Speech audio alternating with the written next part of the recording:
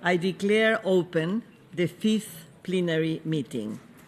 Today we will continue consideration of Agenda Item 9, General Debate.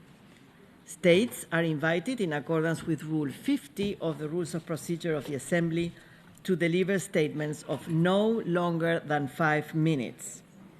In order to assist the speakers with the time delivery of their statements, a light mechanism is installed at the lectern. You will see, when you are approaching your 5 minutes, you will see a yellow light, and then it becomes red. Red means that you have exhausted your time. And we have really a long list, so I hope you can really observe this time limit. Pursuant to the Bureau decision this morning, the general debate will continue this afternoon and on Monday, 11 December at 11:30. So states also were able to submit written or pre-recorded statements in lieu of or in addition to their in-person statements by 4th December 2023 for posting on the respective webpage of the Assembly. I would invite delegations to please check the list of speakers dated 7th December 2023, 1:30. The list keeps changing, so make sure that you are looking at the one dated 7th December 2023, 1:30, 30:30, 13:30, available at the conference officer's desk, as indeed there has been multiple changes. Let us proceed immediately with our first speaker, His Excellency Mr. Kennedy Garston, Deputy Attorney General of the United Republic of Tanzania.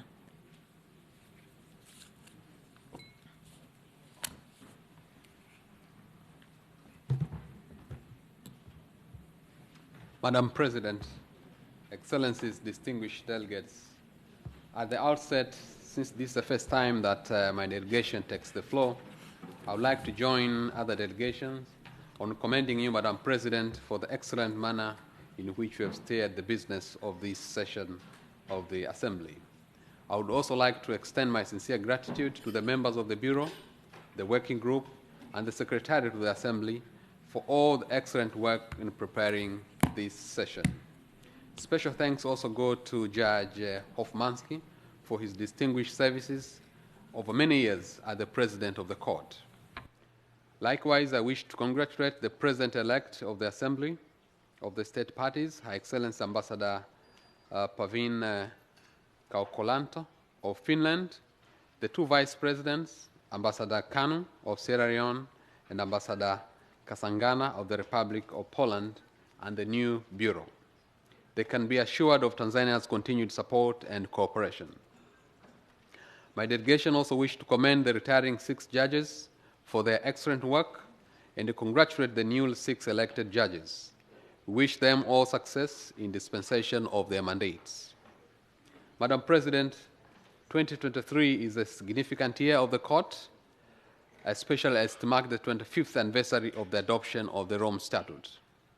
Such a milestone certainly prompts a period of reflection and great actions. We therefore welcome the report of the Bureau on the plan of action for achieving universality and the full implementation of the Rome Statute. We wish also to acknowledge efforts done by the core focal points, the Republic of Korea and the Kingdom of the Netherlands, in promoting the universality and the full implementation of the Rome Statute. It is encouraging, therefore, to welcome Armenia as the new state party to the Rome Statute. Madam President, my delegation welcomes the efforts to ensure more balanced geographical representation and gender parity in the recruitment of the staff of the Court. We think ensuring equitable geographical distribution and gender balance would benefit the Court with a diversity of perspective, increase creativity, and generate even more acceptability. These will ultimately enhance the universality of the Rome Statute. We wish to inform that the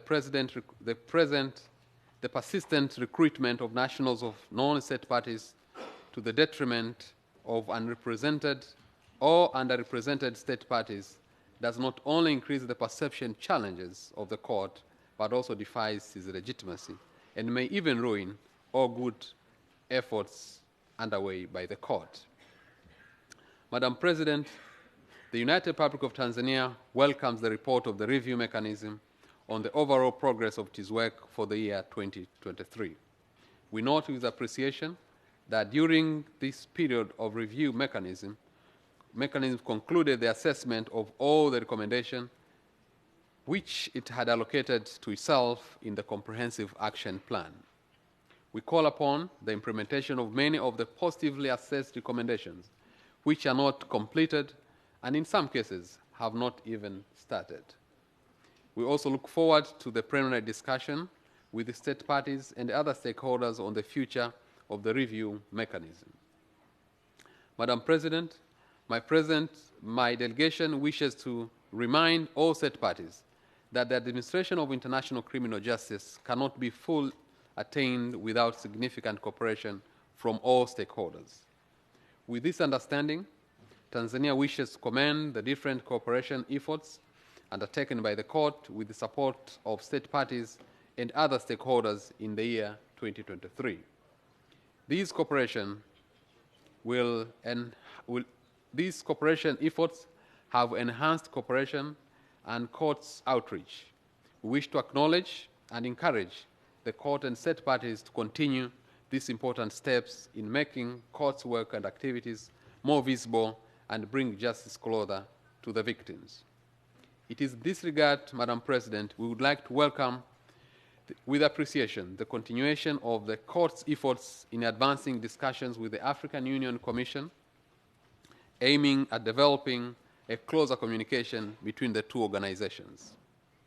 Given the fact that, for the time being, the largest number of state parties to the court are in Africa, perhaps time has come for a court to consider having its physical presence in Africa.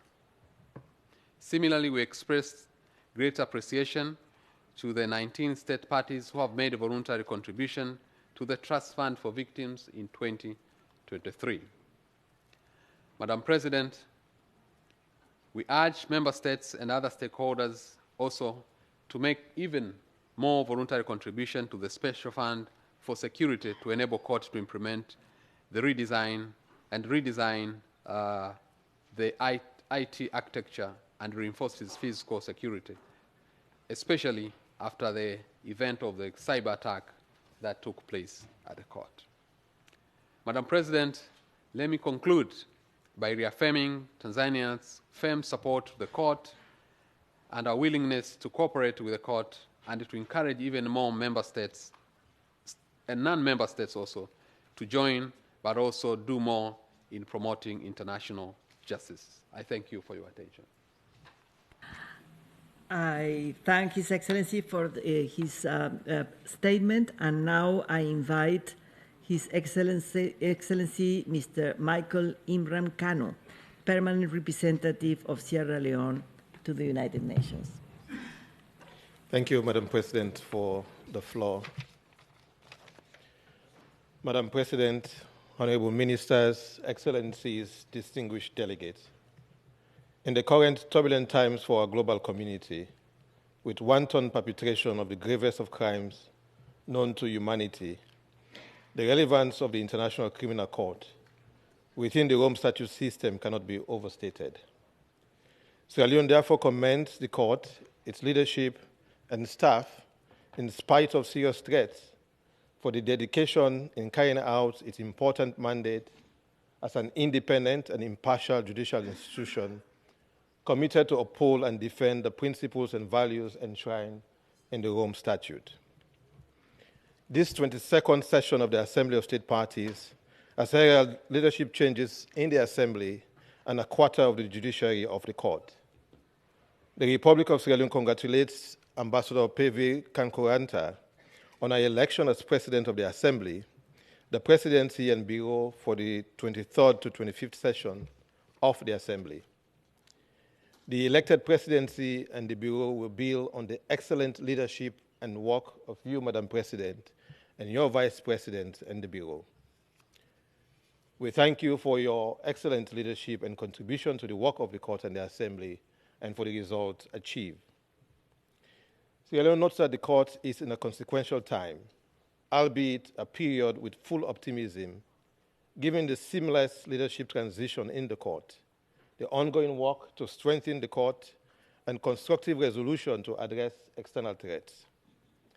We congratulate the newly elected judges, applauding the structured process to ensure we elect highly qualified, geographical and linguistically diverse, and gender-balanced judiciary. We use this opportunity to thank the outgoing 6 judges, including the President of the Court, Judge Piotr Hofmanski, for their service to the court and humanity. Madam President, Sierra Leone once again reiterates its unwavering support for the court, with the attendant commitment to the victims. This commitment manifests in an active engagement in the work on strengthening the court through the review process and call for universality of the Rome Statute, consistency, non-selectivity in the work of the court, and for its adequate funding. We commend state parties, stakeholders, and the court on the work done in the review process in the 3 years that have ensued since resolution ICC ASP/18-7 was adopted in 2019, formally starting the review process. The work has been comprehensive, substantive, constructive, and timely, addressing challenges and important matters relating to attacks on the court, working culture, geographical and gender balance, the robustness of procedure and judicial determination, and these are examples of concrete ways in which the court and the Assembly has responded to the 384 recommendations of the independent expert review. As we commend all involved in the review process on the substantial progress made, we urge for full engagement on the important question of the future of the review mechanism. Madam President, in agreeing with the stated view that universality is essential for the effectiveness and legitimacy of the Rome Statute system, we welcome the Republic of Armenia's ratification of the Rome Statute and look forward to Armenia's becoming the 124th state party and as part of the Eastern European Group. As we recognize the importance of universality, we are mindful that legitimacy is further built on the important principles of consistency and non-selectivity in the application of the Rome Statute.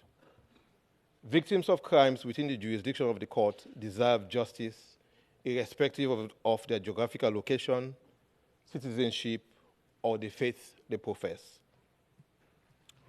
Madam President, Sierra Leone's tenure as elected member of the Security Council for the 2024-2025 term will commence in few weeks. With accountability as one of our priorities, and in acknowledging the key role of the UN Security Council within the Rome Statute system, we look forward to joining the other Rome Statute state parties to support the work of the court, given the different yet complementary roles of the court and the Security Council in addressing the gravest crimes of concern to the international community. In closing, Madam President, I'm pleased to announce that the Republic of Sierra Leone will formally submit to the Secretary General of the United Nations, pursuant to Article 121, Paragraph 1 of the Rome Statute, the proposal to amend Articles 7 and 8 of the statute. The purpose of the proposed amendment is to close the identifiable legal gap for slavery and slave trade crimes under the Rome Statute, as the statute does not contain provision for slave trade under Crimes Against Humanity in Article 7 and slavery and the slave trade as war crimes under Article 8. There is an identifiable legal gap, and this present legal omission in the Rome Statute results in significant impunity gap. We therefore call upon all state parties and all stakeholders to join us in closing this impunity gap by supporting the amendment of the Rome Statute. I thank you. I thank you, Ambassador, for your statement. And now I give the floor to His Excellency, Mr. Cornel Feruta, Permanent Representative of Romania to the United Nations. Thank you very much, Madam President. Madam President, distinguished colleagues, in addition to the points made by the European Union, I would like to add a few points. I would like to express our appreciation, Madam President, for your activity during this assembly of state parties and in the past years. And Madam President, I think you've been doing a stellar work, and we are very grateful for your contribution in strengthening the court during these past 3 years. Romania was very pleased to serve as a member of the Bureau and as a focal point on non-cooperation under your able leadership. And we also extend our full cooperation to Ambassador Caucoranta and congratulate her on the appointment as the new ASP president, and Romania will be definitely supporting her work. Romania equally welcomes the election of the 6 new judges and is convinced that their work will contribute to the improvement of the efficiency and effectiveness of the court. We are indeed very grateful for the support of the state parties in electing Romania's first ICC judge, Iulia Motoc, and we are firmly convinced that the court will amply benefit from her vast and diverse experience. 25 years after the adoption of the Rome Statute, the International Criminal Court is an essential pillar of the international criminal justice system and has become a vital part of the international community's efforts to seek accountability for serious international crimes. Its investigations into an increased number of situations in all regions illustrate the growing need for accountability around the world. The activity of the ICC is crucial for the maintenance of international peace and security. We remain strongly committed to supporting the court's vital role in the fight against impunity and in providing reparations to victims of mass atrocities. The ICC relies on our collective support to carry out its mandate in an independent and impartial manner. We wish to stress the importance of cooperation of all states with the ICC, including with respect to the execution of arrest warrants. However, our support needs to extend beyond the fulfillment of legal obligations.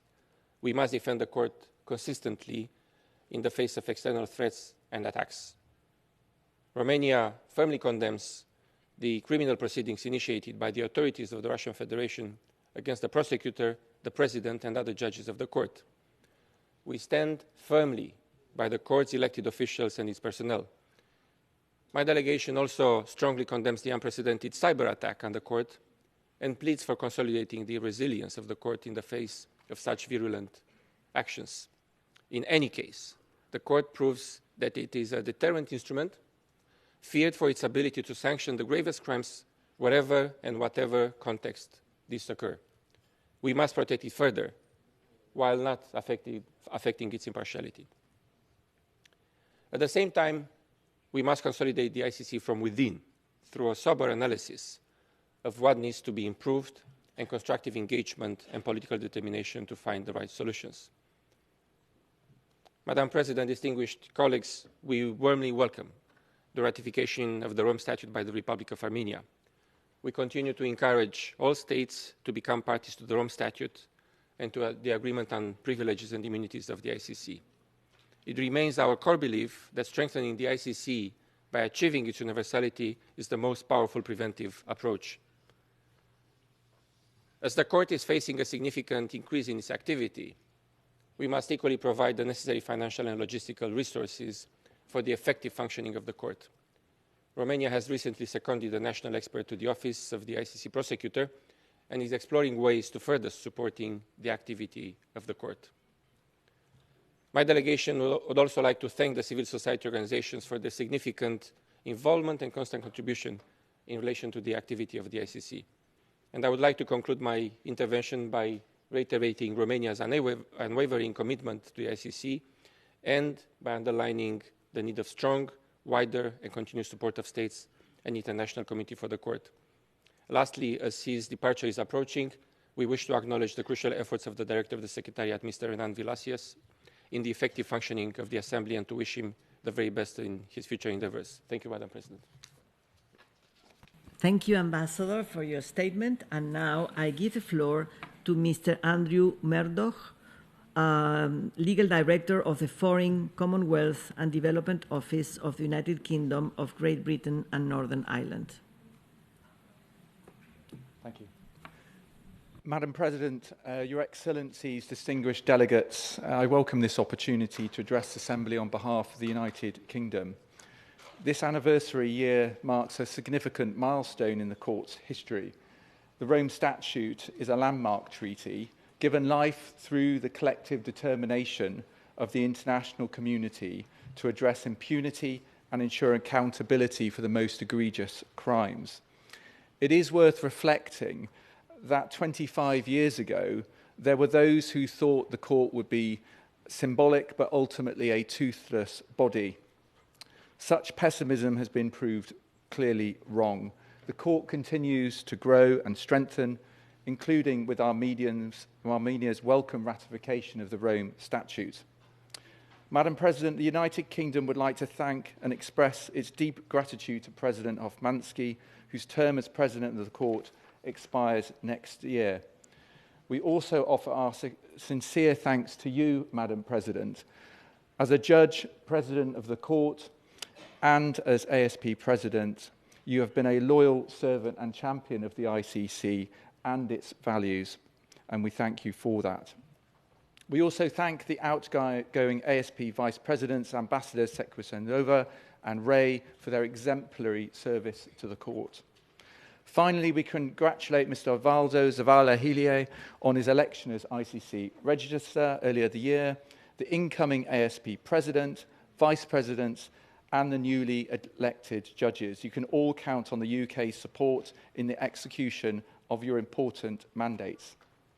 Madam President, we commend the Court for its work this year, demonstrating its capability to successfully run 3 parallel trials, including the important conviction of Dominic Ongwen for crimes against humanity and war crimes. We commend the work of the Trust Fund for Victims, ensuring the interests of victims are central to the work of the Court.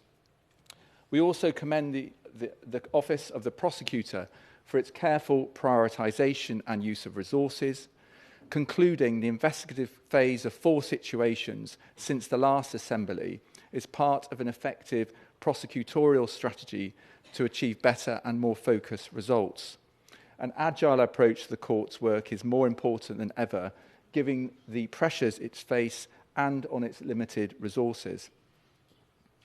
Madam President, it is perhaps a reflection of the Court's successes that we have been seen increased attempts to intimidate the Court and undermine its work. The criminal proceedings initiated by the Russian Federation against 6 ICC judges and the prosecutor, and the cyber attacks were both cynical responses from those who fear the Court's ability to deliver accountability and justice. Now more than ever, the Court needs our support, and we stand in support of the principled stance of the prosecutor. Of course, such support need not be blinkered by the challenges the Court faces. While we welcome the progress made to improve its performance, effectiveness and efficiency, there is more that can be done. We congratulate the review mechanism and all stakeholders in the independent expert review process on completing the assessment this year of almost all of the 384 IER recommendations. Some of those recommendations have already been implemented, but the majority have not. It is vital that momentum is maintained to deliver the change that is needed. The UK firmly believes that states must help the Court to meet its existing mandate before asking it to do even more. Great caution needs to be exercised by states considering adding even more crimes to the Rome Statute, particularly where doing so risks divisions amongst states parties. And while we welcome the Court's 3 courtrooms being in full use this year, we remain concerned the lack of trials in the pipeline. But of course, the Court does not operate or exist in a vacuum. When considering what more the ICC should do to meet the expectations of states parties, we should also consider what we, the state parties, can do for the ICC. While state parties rightly seek the Court to do more effective and efficient, to avoid judicial and prosecutorial overreach, and to respect complementarity, it must be equally be resourced properly. The United Kingdom supports an increase to the Court's budget this year to ensure that it has the necessary resources to deliver what it is being asked to do. The Court also needs states parties to cooperate on fugitive tracking and the execution of arrest warrants to ensure that, where necessary, individuals suspected of atrocity crimes are held accountable in The Hague. This will ensure in pipeline of future trials. Madam President, in closing, justice is a precursor to a lasting peace. The intricate relationship between peace and justice underscores the indispensable role of the ICC in the pursuit of a more just and harmonious world. The United Kingdom has been a steadfast supporter of the court since its establishment, and we continue to stand with the court in its global fight against impunity. Thank you. Thank you for your statement. And now le doy la palabra a Su Excelencia, Embajadora María del Carmen Squef, representante permanente de la Argentina ante las Naciones Unidas. Muchas gracias, señora presidenta. La República Argentina se complace en ser parte, una vez más, de esta Asamblea de Estados Partes y le extiende a usted su sincero agradecimiento por la comprometida tarea que ha llevado adelante en el transcurso de estos años como presidenta de este órgano. Su experiencia y empeño han contribuido enormemente para fortalecer el diálogo entre la Corte y los Estados en tiempos difíciles. Le auguramos los mejores deseos para sus futuros proyectos. Aprovechamos esta oportunidad también para felicitar a la nueva presidenta, vicepresidenta, los jueces electos y a los miembros del Comité de Presupuesto y Finanzas y les reiteramos nuestra predisposición y compromiso para continuar cooperando con ellos.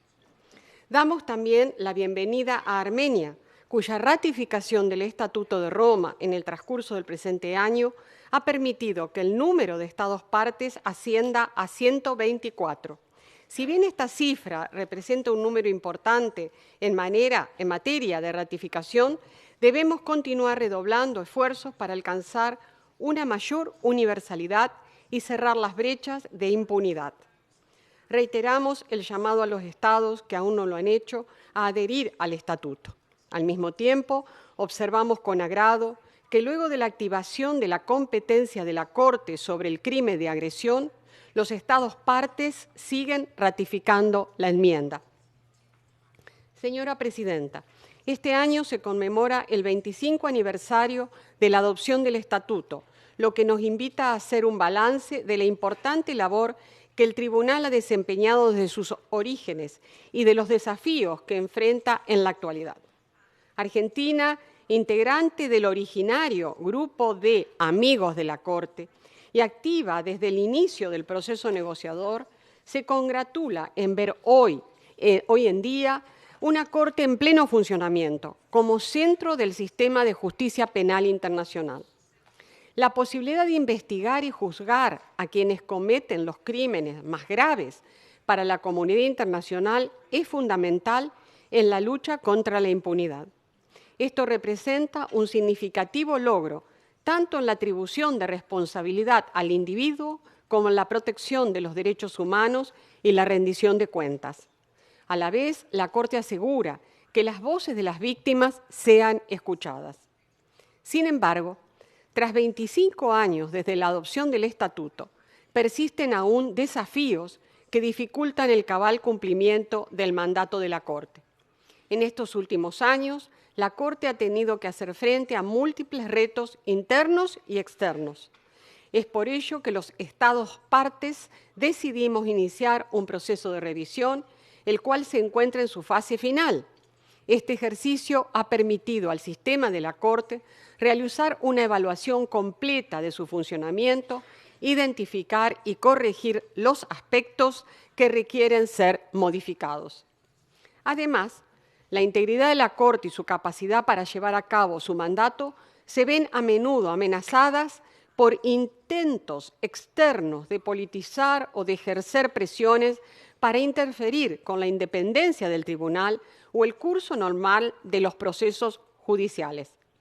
Reiteramos que los procedimientos deben seguir su desarrollo con estricto apego a los criterios jurídicos establecidos en el Estatuto de Roma. Según el principio de complementariedad, incumbe en primer lugar a los Estados enjuiciar los crímenes más graves, lo que exige que las medidas apropiadas previstas en el Estatuto, incluyendo la cooperación internacional, sean adoptadas a nivel nacional. Dada su naturaleza de tribunal internacional, la Corte no puede sostenerse sin la cooperación activa y efectiva de los Estados partes durante las etapas de investigación y juicio. En la misma línea, quisiéramos mencionar la adopción en mayo de este año de la Convención Ljubljana-La Haya de cooperación internacional en la investigación y enjuiciamiento del crimen de genocidio, crímenes de lesa humanidad, crímenes de guerra y otros crímenes internacionales, impulsada esta convención por Argentina, Bélgica, Eslovenia, Mongolia, Países Bajos y Senegal. Esta nueva convención ayudará sustancialmente a fortalecer el mencionado principio de complementariedad. Señora Presidenta, pese a las dificultades, a 25 años de la creación de la Corte, encontramos motivos de celebración. El Tribunal ha procesado numerosas acusaciones contra autores de graves crímenes internacionales, las cuales han resultado en varias condenas. En estos casos, las víctimas han podido obtener justicia y reparación. Para finalizar, quisiera reiterar que la Argentina continúa firmemente comprometida con la Corte y seguiremos cooperando para que pueda llevar a cabo su mandato plenamente. Muchas gracias. Muchas gracias. And now I invite to take the floor Her Excellency Ms. Helga Kron-Karlsdottir, Legal Advisor of the Ministry for Foreign Affairs of Iceland. Madam President, it's a privilege to address this Assembly on behalf of Iceland. Allow me to express Iceland's sincere appreciation to the Court and its officials in all organs. I would like to congratulate and welcome the 6 newly elected judges to the Court. Iceland believes that the due diligence process is an important step. This year, we celebrated the 25th anniversary of the Rome Statute. Iceland expresses its continued support for and commitment to the ICC and emphasizes the need to improve and strengthen the Court in all its function. In the face of threats and attacks to the Court, its staff and those who work with the Court, support from states parties is more important than ever.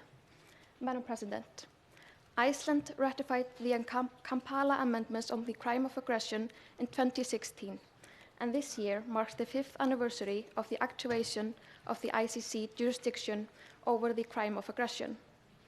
The jurisdiction is, however, limited to when both states concerned have ratified the amendments or when the Security Council refers a case to the Court.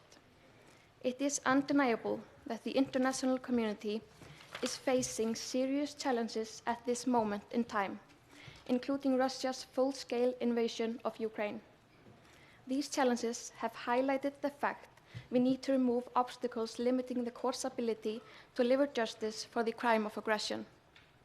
Iceland acknowledges the vital role of the Security Council within the Rome Statute system and its ability to refer cases to the Court when the ICC lacks jurisdiction. We regret that the Security Council has not made full use of its mandate to refer cases to the Court when jurisdiction is lacking. Madam President, the ICC must be empowered to achieve its primary goal of providing justice for victims and survivors. Iceland highly values the role of the Trust Fund for Victims and by now contributes annually. We believe all efforts of the Court should be built on victim-survivor-oriented approach, emphasizing the right and agency of individuals involved. Iceland welcomes the Office of the Prosecutor's commitment to systematically address sexual and gender-based crimes and in taking a more focused approach to investigating and prosecuting for crimes rooted in misogyny and queerphobia. Furthermore, we welcome the new policy of gender-based violence. Further, we would like to highlight the importance of civil society organizations to the Court functioning. Human rights defenders and civil societies are often at the forefront of gathering evidence on violations of international law. It is unacceptable that these organizations face threats and harassment. Madam President, Iceland reaffirmed its unwavering support for the ICC as an independent and impartial judicial institution. Political and financial support for the court is essential. Iceland stresses the need for sustainable resources across situations and cases. Regular allegations from all states parties is essential as the court's workload continues to rise to unforeseen heights. We urge all states parties to pay the annual contribution on time. Iceland is now in the process of making a third voluntary additional unearmarked contribution in less than 2 years' time, the latest one to be made following calls for resources in light of developments in the Middle East. However, we want to stress that the court should not be dependent on voluntary contributions. The international community bears a shared responsibility to maintain justice and prevent impunity. Therefore, we strongly encourage all states to ratify the Rome Statute and join as states parties. To conclude, Iceland reiterates unwavering support and gratitude for the court, its elected officials and its personnel, and our commitment to defend the principles enshrined in the Rome Statute. I thank you. I thank you for your statement. And now I invite His Excellency, Mr. Mahmoud Daifala Hmoud, Permanent Representative of Jordan to the United Nations.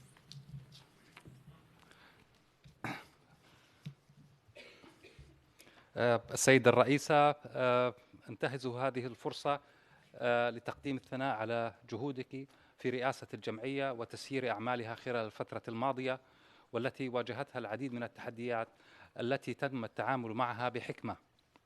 كما أتقدم بالشكر لرئيس المحكمة والمدعي العام والمسجل على جهودهم المتواصلة في تحقيق الغايات السامية لنظام روما الأساسي، والتي نرجو أن يستمر العمل على تحقيقها. كما أتقدم بالتهنئة لرئيسة الجمعية المنتخبة السفيرة بايفي كوكورانتا وللقضاة المنتخبين، متمنيا لهم التوفيق في مهامهم الجليلة وحجم العمل الكبير الماثل أمامهم.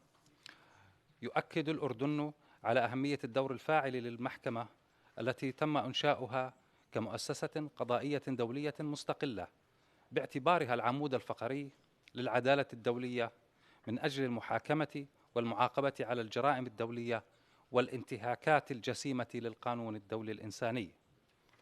السيدة الرئيسة، لقد دأب الأردن على دعم المحكمة بشكل حثيث لتعزيز أطرها وهياكلها، وعلى المشاركة في الجهود الرامية لمراجعة منظومة المحكمة لتمكينها من العمل بكفاءة وفعالية، وتطبيق معايير العدالة والتوازن الجغرافي والتوازن بين الجنسين، وتمثيل مختلف الأنظمة القانونية الأساسية، بالإضافة لتطبيق معايير الحوكمة الرشيدة.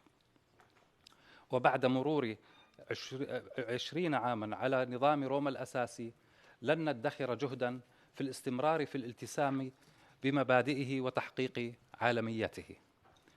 السيدة الرئيسة، يؤيد الأردن ولاية المحكمة الجنائية الدولية في مواجهة الإفلات من العقاب وما تمثله من تجسيد لسيادة القانون، ويؤكد على مبادئ الحياد والاستقلالية والنزاهة، هي كونها أساس منظومة نظام روما الأساسي. ولذا فالأنظار تتجه للمحكمة لكي تطلع بولايتها في مواجهة منطق القوة والظلم، فلا يمكن إحلال السلام وحل النزاعات بدون إنصاف الضحايا ومعاقبة مجرمي مرتكبي الجرائم ضدهم، وتحميل المسؤولية القانونية للدول التي تسببت بذلك. السيدة الرئيسة، إن ما ترتكبه إسرائيل من مجازر بحق الشعب الفلسطيني في غزة قد وصل منحا غير مسبوق في التاريخ الحديث من الهمجية والبربرية وامتهان للحياة الإنسانية والكرامة البشرية وأبسط قيم الإنسان. لقد وصل عدد الشهداء الفلسطينيين نتيجة القصف الإسرائيلي لقطاع غزة منذ بدء عدوانها في 7 تشرين الأول 2023 إلى أكثر من 17,000 شهيد، 70% منهم من الأطفال والنساء. إضافة إلى الآلاف الذين ما زالوا تحت الأنقاض.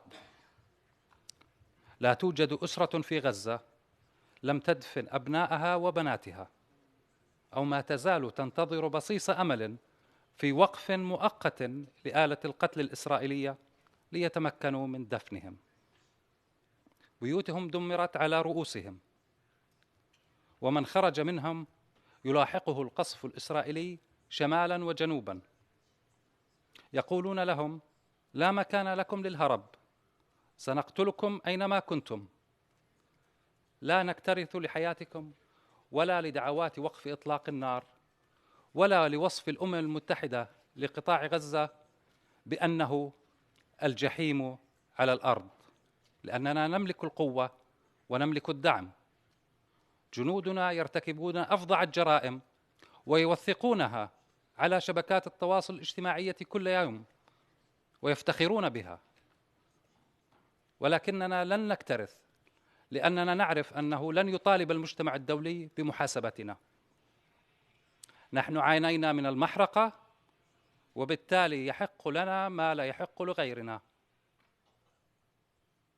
هذا هو منطق إسرائيل الذي تتعامل فيه معكم.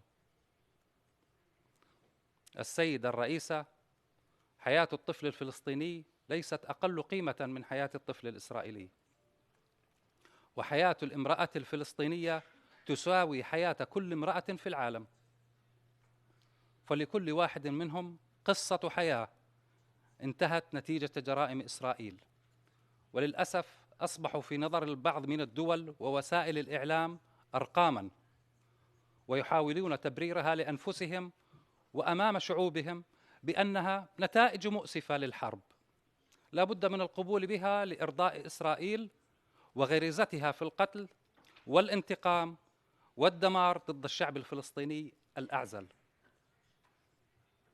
في مواقع صراع أخرى يتم وصف قتل المدنيين بأنه جرائم حرب، يتم استنكارها بأشد العبارات وتحريك مختلف الآليات القانونية والسياسية لوقفها ومواجهتها ومحاسبة مرتكبيها. يتم التلويح بميثاق الأمم المتحدة على منصة الجمعية العامة لإظهار الامتعاض والرفض لانتهاك أحكام الميثاق. أما عندما يتم إمطار غزة بالقنابل والمتفجرات الإسرائيلية فيديرون وجوههم للجهة الأخرى ويغلقون أعينهم. عندما تقصف مستشفيات غزة ومساجدها وكنائسها ومباني الأمم المتحدة التي تأوي أكثر من نصف سكانها، عندما يتم تدمير أكثر من 70% من مساكنها، عندما يتم تهجير سكانها من شمالها إلى جنوبها ومن ثم يقصف جنوبها ويؤمر أهلها بالتوجه للحدود المصرية، ماذا يجيبون؟ يقولون على جميع الأطراف احترام قواعد القانون الدولي الإنساني، ونحن شديدو القلق نتيجة ما يحدث للمدنيين في غزة، ونطالب باحترام حصانة مباني الأمم المتحدة. عندما تمنع إسرائيل الماء والوقود والغذاء والدواء وأبسط الاحتياجات الإنسانية عن القطاع، ما هي ردة فعلهم؟ يقولون نحث على إدخال المساعدات الإنسانية، ولكن لابد أيضا من إطلاق سراح الرهائن الإسرائيليين، أي أنهم بقصد أو بغير قصد يربطون دخول هذه المساعدات ووصولها إلى أهالي غزة بإطلاق سراح الرهائن. ولا يأتي أحد أيضا على ذكر عشرات الآلاف من الأسرى الفلسطينيين الذي تحتجزهم إسرائيل تحت أسوأ الظروف الإنسانية وتمارس ضدهم أسوأ أنواع التنكيل والتعذيب، وكأن لا قيمة لهم ولحياتهم. السيدة الرئيسة، إن هذا الصمت والتخاذل الذي يمارس تجاه الجرائم الإسرائيلية وأفعالها البربرية يشجع الإسرائيل على المضي قدما في جريمة إبادتها وتطهيرها العرقي للشعب الفلسطيني في غزة وجميع أراضي فلسطين المحتلة. وطالما لا يقوم المجتمع الدولي بوصف الأسماء بمسمياتها حول ما ترتكبه إسرائيل من مجازر وقتل ودمار، فستستمر في عدوانها وانتهاكاتها الجسيمة للقانون الدولي الإنساني. السيدات والسادة المندوبون الموقرون، تقفون الآن أمام مفصل حرج من التاريخ البشري، وإذا لم يقم المجتمع الدولي بتحمل مسؤولياته التاريخية أمام ما يحصل ضد الشعب الفلسطيني في غزة من إبادة وقتل وتهجير، فسيكون لذلك علامة فارقة في كيفية تعامل المجتمع الدولي مع جرائم مشابهة في المستقبل.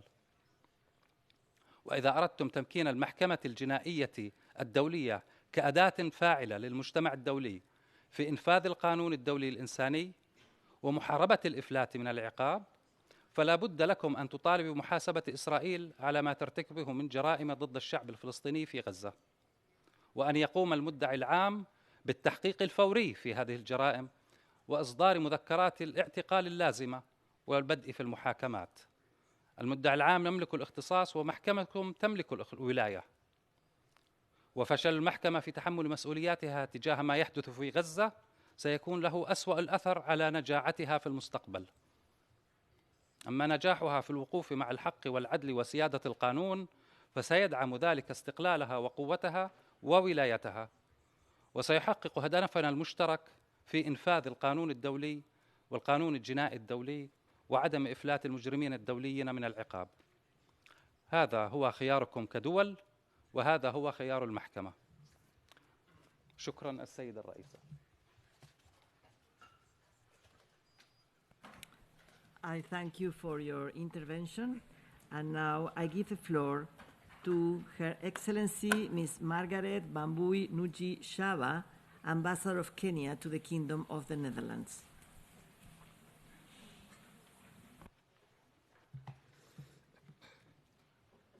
Thank you, Madam President.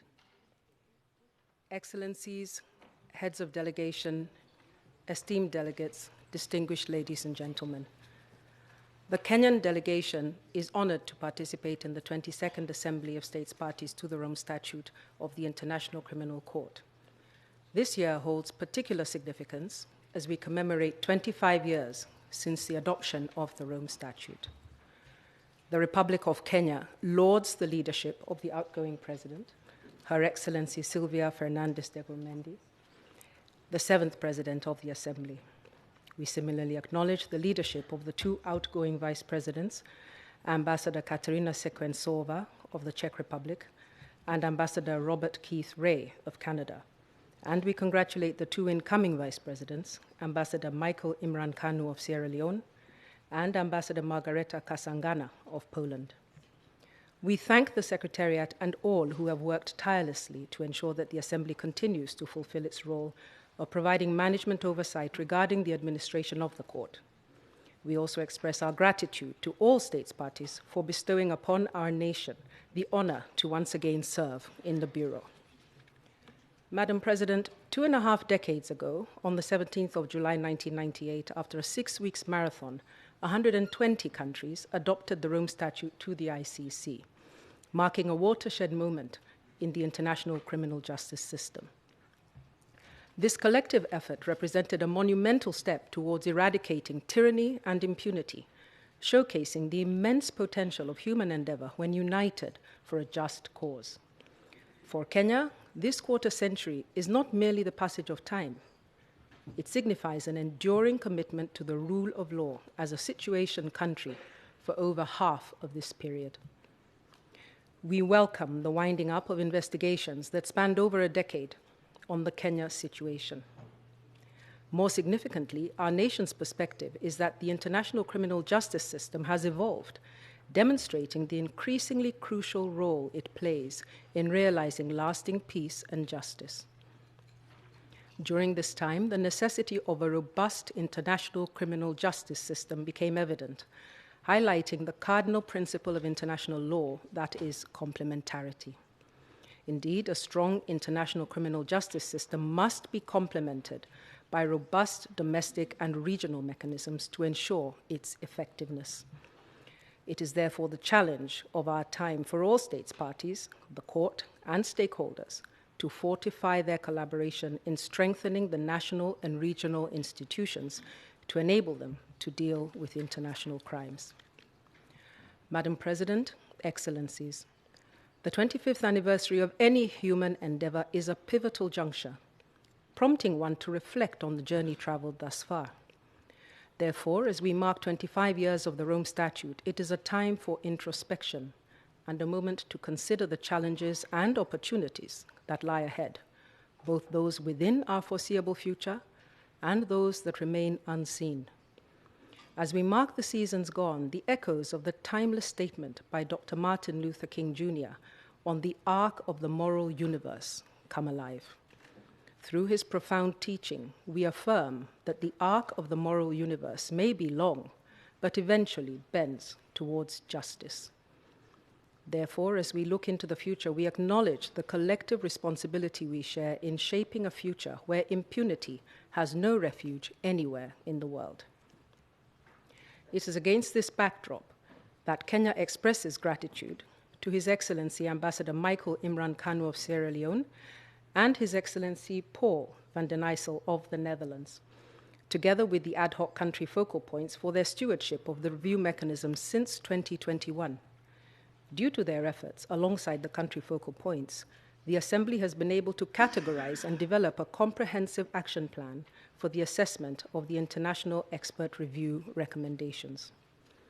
With the mandate of the review mechanism largely achieved, the focus will gradually shift to monitoring of the implementation of the IER recommendations. Our view is that the Bureau of the ASP should continue with the monitoring function, assisted by the already existing facilitations in both The Hague and New York. Kenya will continue to support necessary reforms to the court that are done through a considered and nuanced approach, so that the Assembly may decisively tackle the remaining structural and operational challenges facing the court. Madam President, Excellencies, Kenya congratulates the 6 newly elected judges of the International Criminal Court. We further convey our nation's gratitude to the retiring judges for their illustrious service to the community of nations, and also thank the Assembly of States Parties for affirming the election of Ms. Sanyu Diana Awori as a member of the Committee on Budget and Finance for the period 2024 to 2026.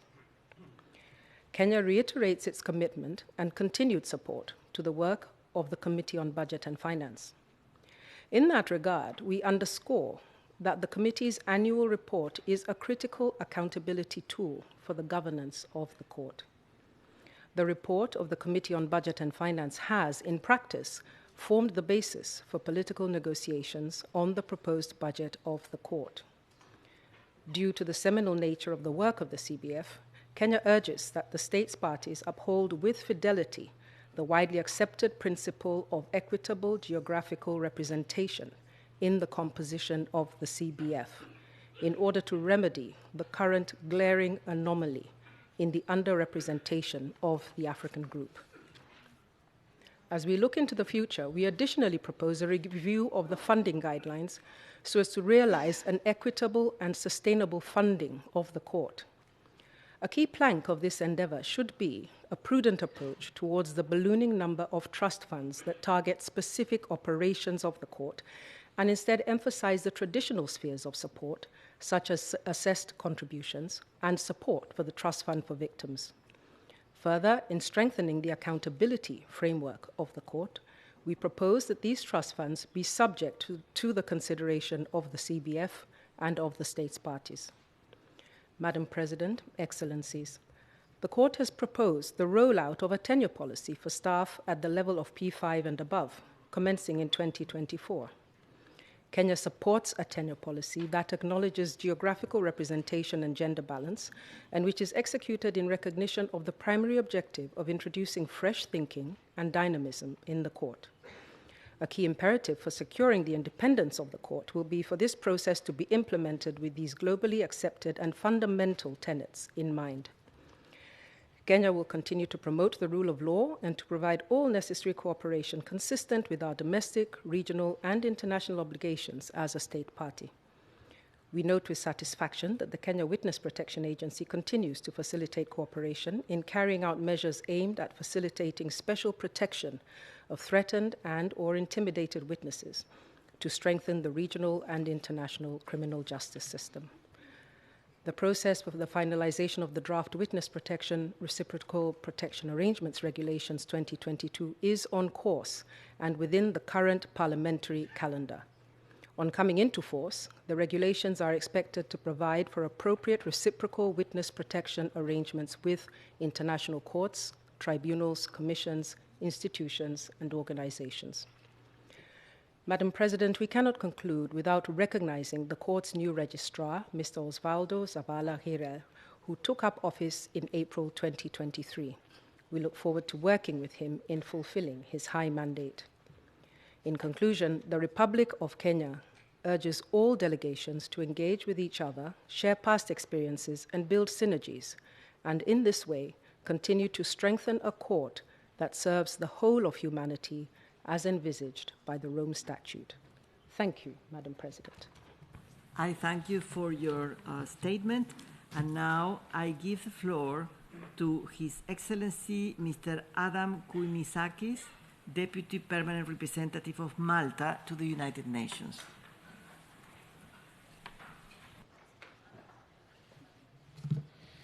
President, I am honored to address the Assembly of State Parties and would like to thank you, the Bureau, the Secretariat, and other facilitators in preparing and making necessary arrangements for this Assembly and for presenting us with renewed opportunities to strengthen the Court.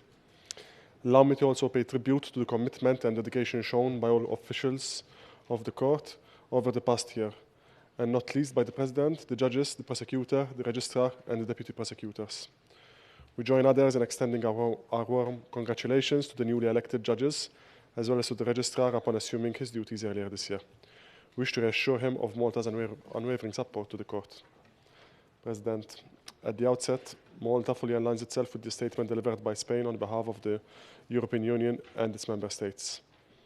This year we commemorated the 25th anniversary of the adoption of the Rome Statute, the founding treaty of the first permanent and independent international court, with the mandate to bring to justice the persons responsible for the most serious crimes of concern to the international community, individuals that courts are unable or unwilling to prosecute. We highlight that the primary responsibility of delivering criminal justice lies with us, state parties, and in this regard, recognize the necessity for state parties to implement effective domestic legislation, which facilitates the implementation of the Rome Statute and full cooperation with the Court. There has never been a more pressing time for state parties to renew their commitment to the Court. The Court plays a critical role in ensuring accountability for the most atrocious crimes. Malta strongly condemns any threats and attacks against the Court and its officials, and reaffirms its full and unwavering support. Within this context, Malta firmly believes that the Court should be provided with all necessary resources and support to effectively fulfill its crucial mandate. President, as an elected member of the UN Security Council, Malta reiterates that the relationship between the Court and the Security Council calls for improvement. The Rome Statute empowers the Security Council to refer situations to the Court, but only 2 situations have been referred to date. There is a need for consistency and objectivity with respect to referrals. Moreover, the Security Council must ensure follow-up and call on the relevant states to cooperate with the Court. Malta remains fully committed to promote the principle of universality and emphasizes the importance of concerted effort and commitment, as well as continuous and meaningful dialogue. We take this opportunity to congratulate the Armenian government on depositing its instrument of ratification of the Rome Statute to the UN. Universality can be achieved through amplifying the trust of the international community in the judicial institution. In this regard, we are supportive of the need of a permanent due diligence process to ensure that only officials of the highest standard and moral character assume office. Malta reiterates that as state parties, we must also ensure that we give victims and survivors of atrocity crimes the recognition they deserve, and the survivors' voices are heard. We must continue to emphasize the salience of reparative justice, which is a key feature of the Rome Statute. In this regard, the Trust Fund for Victims has assisted thousands of victims with physical and psychological rehabilitation and material support. It is for this reason that this year Malta shall be making a voluntary contribution to the Trust Fund for Victims for the 3rd consecutive year. Malta welcomes the Court's recent initiatives relating to addressing sexual and gender-based crimes, particularly the revision of the 2014 OTP policy paper on sexual and gender-based crimes, and the adoption of the OTP's policy paper on gender persecution. We believe that pursuing accountability for gender persecution holds enormous potential to address and prevent gender-based discrimination and unequal treatment, which is often at the root of these crimes. We also acknowledge that sexual and gender-based violence carries additional levels of trauma and stigma, and we must remain fully committed in supporting the court's work done on this front. The court must serve as an example of equitable geographic representation and gender balance. Therefore, we applaud its dedication to strengthen both aspects, which are crucial for ensuring that the court reflects the global community it serves. President, in closing, Malta reiterates its resolute commitment to the court, its values and its principles, and encourages fellow member states to look to the coming year with the aim of further strengthening the court and reinforcing its role in ending impunity and bringing perpetrators of crimes under the Rome Statute to justice. I thank you. I thank you for your statement. And now I give the floor to Mr. Bukavar Sidiki Diarra, Secretary General of the Ministry of Justice and Human Rights of Mali.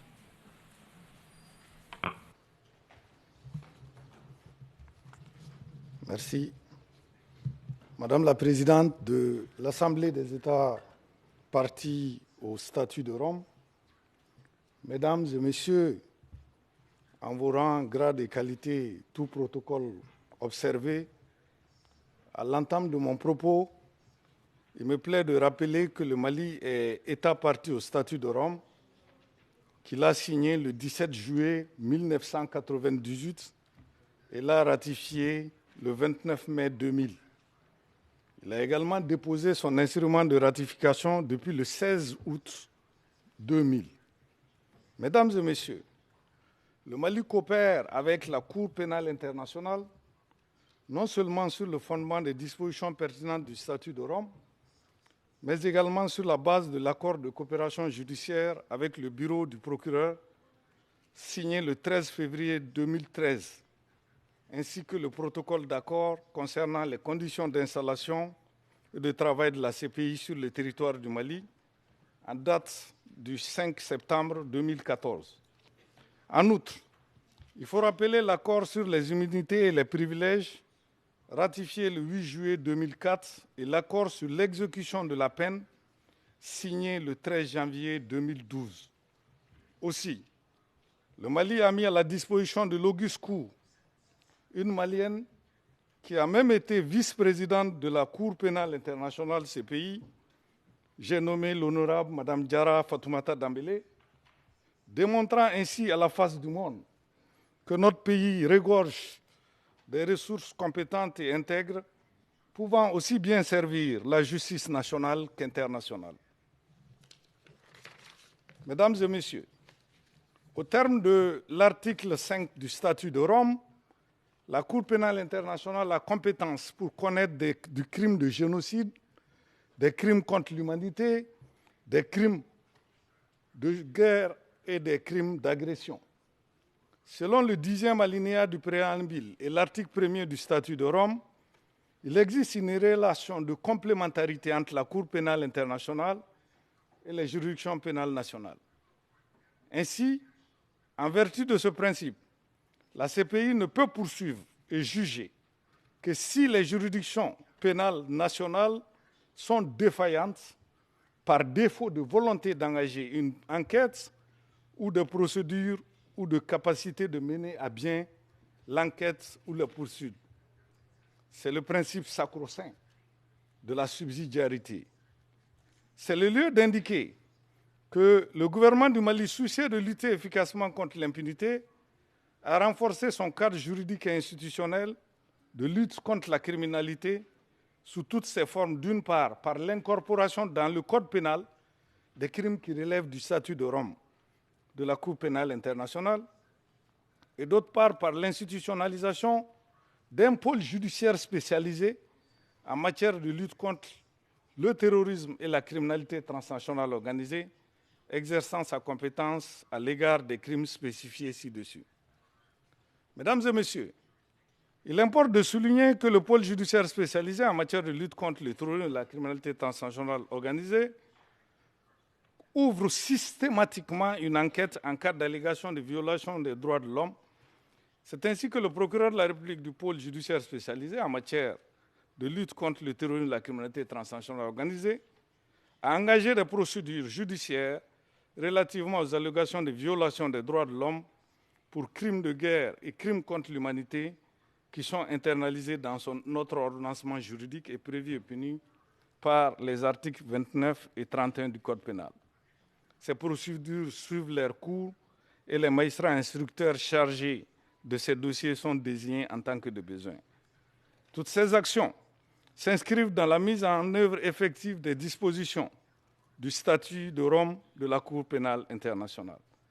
Mesdames et messieurs, il me plaît de réaffirmer devant cette auguste assemblée la volonté inébranlable de mon pays de poursuivre sa pleine et entière coopération avec la Cour pénale internationale et l'alliance que nous disposons de ressources humaines capables et intègres pour mener à bien les procédures relatives aux crimes les plus complexes.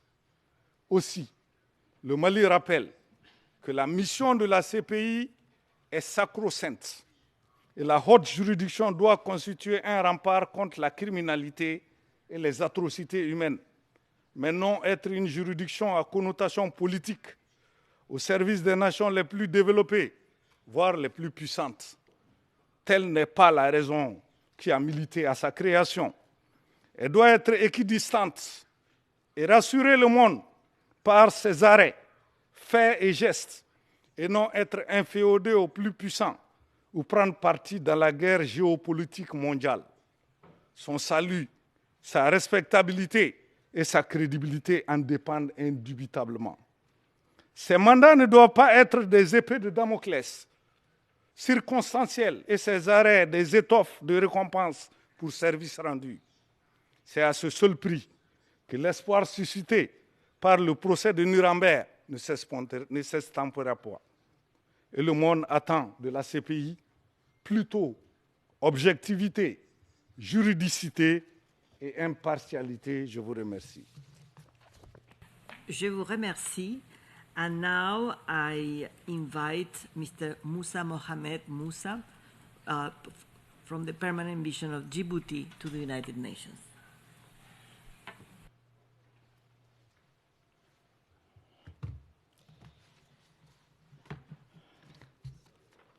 Bismillahirrahmanirrahim. Madame la Présidente, Mesdames et Messieurs les ministres, Mesdames et Messieurs les chefs de délégation, Mesdames et Messieurs, chers amis. Madame la Présidente, en cette année qui s'achève, nous célébrons les 25 ans de la Cour pénale internationale. Voilà donc près d'un quart de siècle que mon pays, la République de Djibouti, aux côtés de 123 pays qui composent notre Assemblée aujourd'hui, s'est lancé sur la voie d'une collaboration collective afin d'agir contre l'impunité des auteurs de crimes qui heurtent la conscience de l'humanité.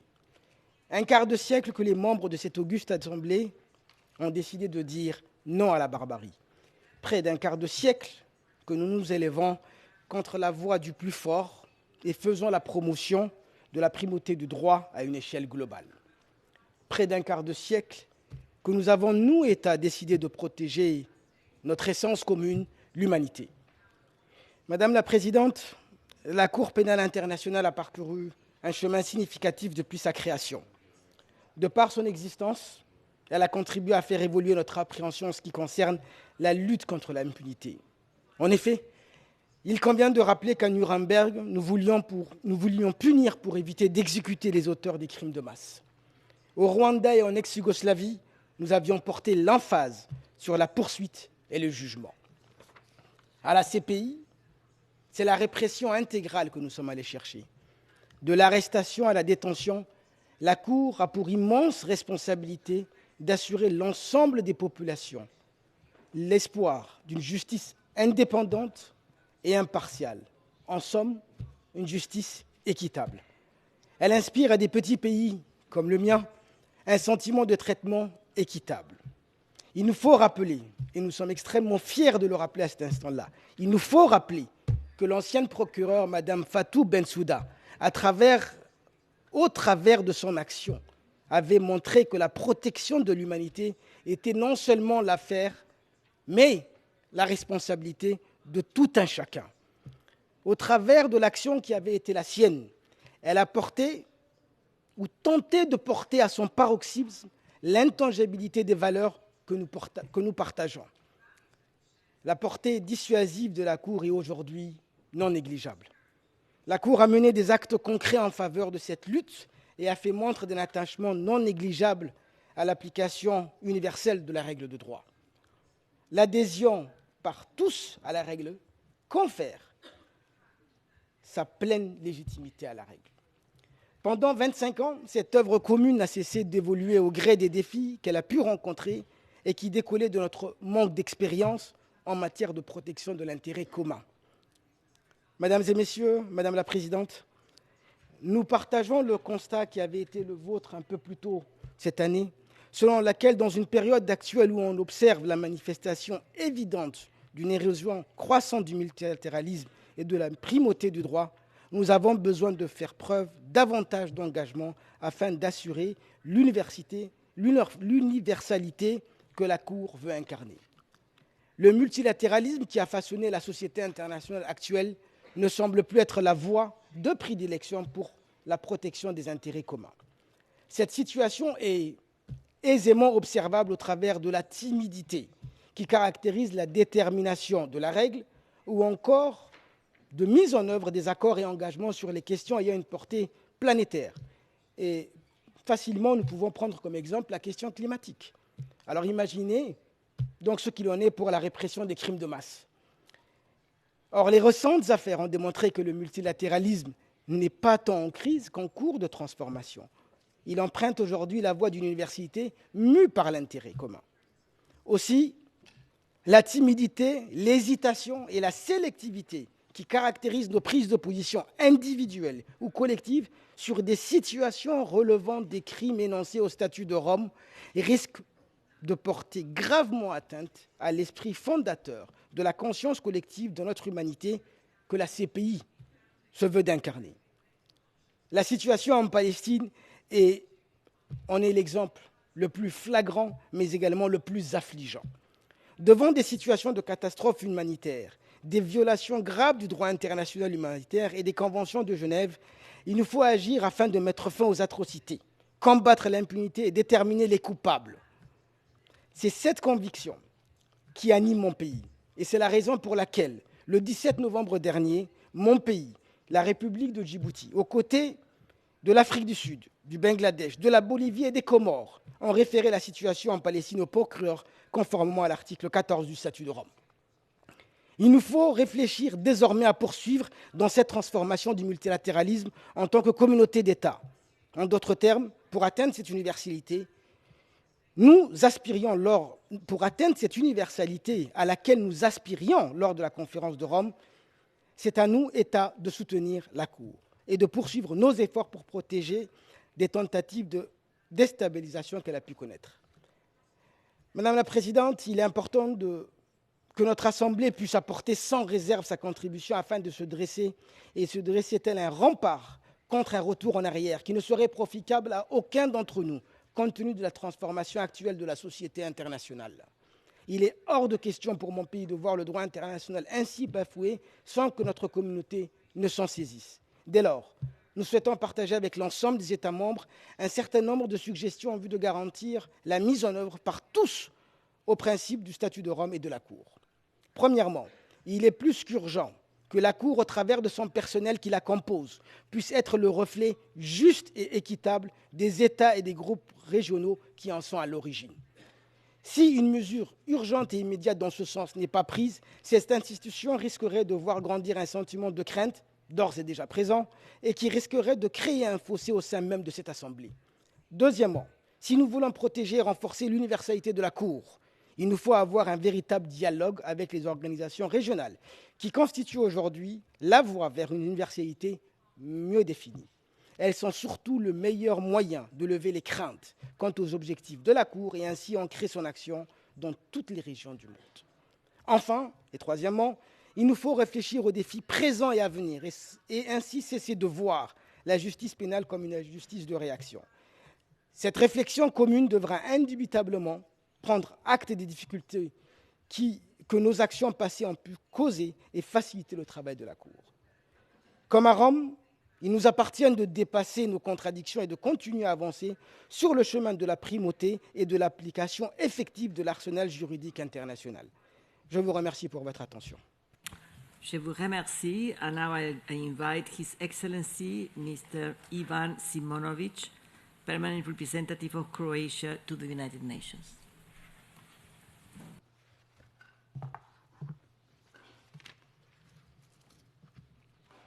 Madam President, I use this opportunity to express Croatia's gratitude to the President of the Assembly and the members of the Bureau for their important work, and we are looking forward to be working with new members. I also congratulate the newly elected judges. Croatia aligns itself with the statement delivered on behalf of the EU and its member states, and I would like to add some remarks in my national capacity. Madam President, trends are negative. Around the world, atrocity crimes and their victims are on the rise. Accountability is the best form of their prevention. Marking the 25th anniversary of the adoption of the Rome Statute, Croatia reiterates its strong support for the International Criminal Court, the first permanent international judicial body in the pursuit of criminal justice. In order to be able to deliver on its mandate, the court must be protected from outside interference and pressure. Protecting the neutrality and judicial independence of the court is paramount to its proper functioning. In addition, to ensure legitimacy of the court, it is important to continue appointing the mostly highly qualified judges to the court through merit-based elections. Madam President, the Rome Statute embodies the conviction that most serious crimes of international concern must not go unpunished. The way forward is to make the Rome Statute system stronger and more effective. Hence, we attach great importance to reviewing the Rome Statute regarding the jurisdictional limitations for the crime of aggression. To Croatia, the crime of aggression has a special significance. Because of the 90s, we suffered aggression ourselves, accompanied by war crimes and crimes against humanity. We urge all those states that have not yet done so to ratify the Rome Statute and all its amendments. We firmly believe that the efforts to promote the universality of the Rome Statute can contribute to the prevention of mass atrocities. We also highlight that the role of the ICC is to complement instead of replace existing national judicial systems. Therefore, all state parties need to adopt effective national legislation to implement the Rome Statute and to reinforce their national capacities. It is important that the Court continues to cooperate closely with other international mechanisms established to ascertain facts related to alleged violations of international human rights law and international humanitarian law. We will continue to support various efforts to gather evidence, facilitating future legal action. Madam President, the fight against impunity is crucial for the prevention of atrocity crimes and for providing justice for the victims. In these challenging times, we should redouble our efforts to make ICC truly universal and resilient. I thank you. I thank you. And now I give the floor to His Excellency Mr. Pa Musa Jobarte, Ambassador of Gambia to Brussels and Permanent Representative to the International Criminal Court. Good afternoon, and thank you, Madam President. Madam President, Excellencies, distinguished delegates, it's an honor to address the 22nd Assembly of State Parties. I wish to express my appreciation to the Secretariat for the commitment and dedicated service they continue to devote to the discharge of the functions of the Court. Madam President, allow me to first convey the Gambia government's renewed commitment and unwavering support to the International Criminal Court. The importance of the Court cannot be overstated, especially within the context of the current geopolitical and security challenges we are facing. The 22nd session of the ASP must mark a milestone and call for renewed optimism for the future of the court. We must not relent in our moral and legal obligations to end impunity in all its forms and manifestations. There is no other independent international criminal court other than the ICC, which has been established to serve as a court of last resort, to hold individuals accountable, and to serve as a deterrent. Madam President, the Gambia recognizes the progress the court continues to make in the execution of its mandate, as well as the challenges it encounters. In this connection, we continue to appreciate the report of the Independent Review Committee for their impartial recommendations, which have significantly enhanced the performance and efficiency of the court. The Gambia continues to stand by the values of the court as one that represents justice for all victims of atrocity crimes, anywhere, irrespective of race, creed, or color. Madam President, you may recall that the Gambia recently concluded its Truth, Reconciliation and Repatriation Commission, the TRRC, which addressed human rights violations committed during the 22 years of dictatorship under the former government. The recommendations of the Commission were accepted by the government and widely shared with partners. As part of its Truth Commission report implementation plan, the Gambia is in the process of establishing a hybrid court as one of the preferred options to address atrocity crimes recommended for prosecution by the Commission. We strongly believe that the Gambia would be better placed and well enhanced by the capacity building opportunities and resources available at the court to support such a hybrid court. By providing such support, the court will fulfill its complementarity principles for a state that is willing and capable to prosecute atrocity crimes and to address impunity in a judicious manner. It is against this backdrop that we call on the court to improve cooperation with states, in particular those in the developing world, by bridging the gap through continued dialogue and enhanced but differentiated engagements. Capacity building is a relevant area in this regard. It will be recalled that the pillars of the court are in tandem with the principles of complementarity, cooperation, independence, and impartiality. To this end, the Gambia reiterates its call to the court to redouble its efforts in building the capacity of national judges, prosecutors, magistrates, and others in the domestic judicial system of state parties. Madam President, we are convinced that with the appropriate capacity building and access to a plethora of resources available at the disposal of the court, we will certainly equip and improve national justice systems to prosecute and punish atrocity crimes. The complementary principle of the court, as envisaged in the Rome Statute, will be redundant where the court is seen to use up the role of domestic courts instead of being the court of last resort. Madam President, we encourage the court to always maintain impartiality during the most difficult periods and circumstances. The court must be seen to be decisive in its decision-making. The court must always be seen to espouse its values, particularly in times when the world is at crossroads and looking for leadership from the court. The Gambia, therefore, urges the court to fulfill its responsibility and reject all forms of selectivity in the application of international legal and moral standards, and not ignore atrocity crimes anywhere and wherever they are committed. The court needs to do more in its efforts to amass maximum support and trust around the world. In this endeavor, the Gambia supports the continuing work of the court to further develop the contents of the secure platform and cooperation, to hold consultation and advisability of developing regional thematic focal point and cooperation, to creating a permanent structure for a network of national practitioners and focal points and cooperation, and on the deepening of the relationship between the UN and its agencies and entities, including for capacity building purposes, in order to foster cooperation with the court. In conclusion, Madam President, the government of the Gambia reiterates its continued support to the court and the efforts leading to the realization of the universality of the Rome Statute.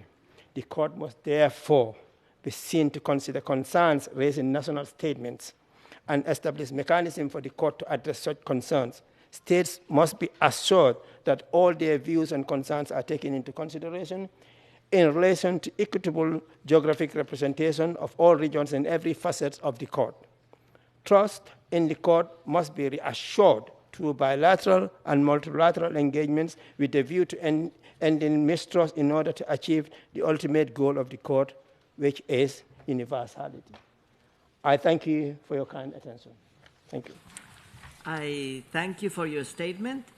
And now I invite Su Excelencia, señora Egriselda Araceli González López, representante permanente de El Salvador ante las Naciones Unidas. Muchísimas gracias, señora presidenta, autoridades de la Corte, excelencias y representantes de sociedad civil.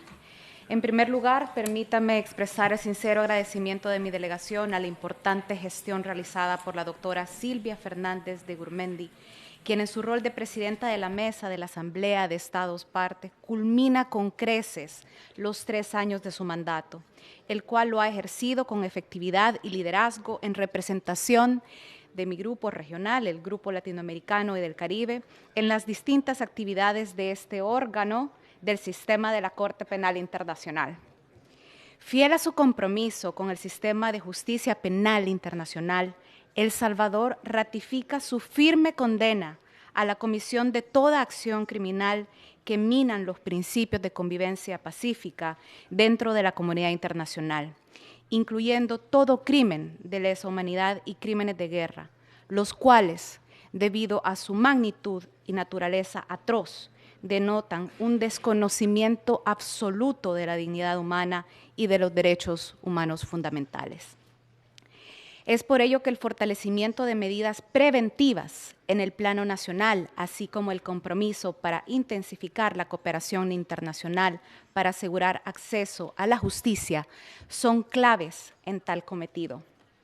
Mi delegación renueva en esta ocasión su pleno apoyo a la Corte Penal Internacional como institución de carácter permanente, independiente y de vocación universal, la cual, a través del ejercicio y restricto respeto del principio de complementariedad a las jurisdicciones nacionales, trabaja en eliminar los escenarios de impunidad en la comisión de tales crímenes.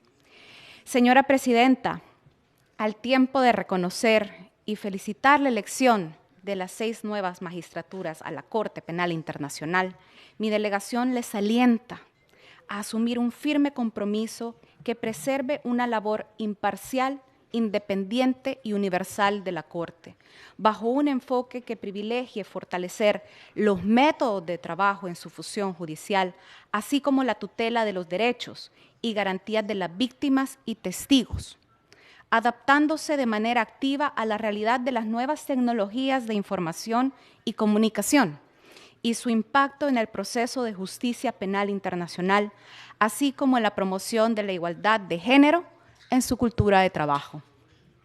La promoción del fortalecimiento institucional del sistema creado a partir de las regulaciones del Estatuto de Roma, en particular los mandatos adoptados por la Asamblea de los Estados Partes, es algo que debemos preservar y fortalecer. Respecto al examen de los métodos de trabajo de la Asamblea de los Estados Partes, El Salvador suma su voz a la necesidad de que la mesa resguarde un carácter representativo en su composición, reconociendo una distribución geográfica equitativa y la adecuada representación de los principales sistemas jurídicos del mundo.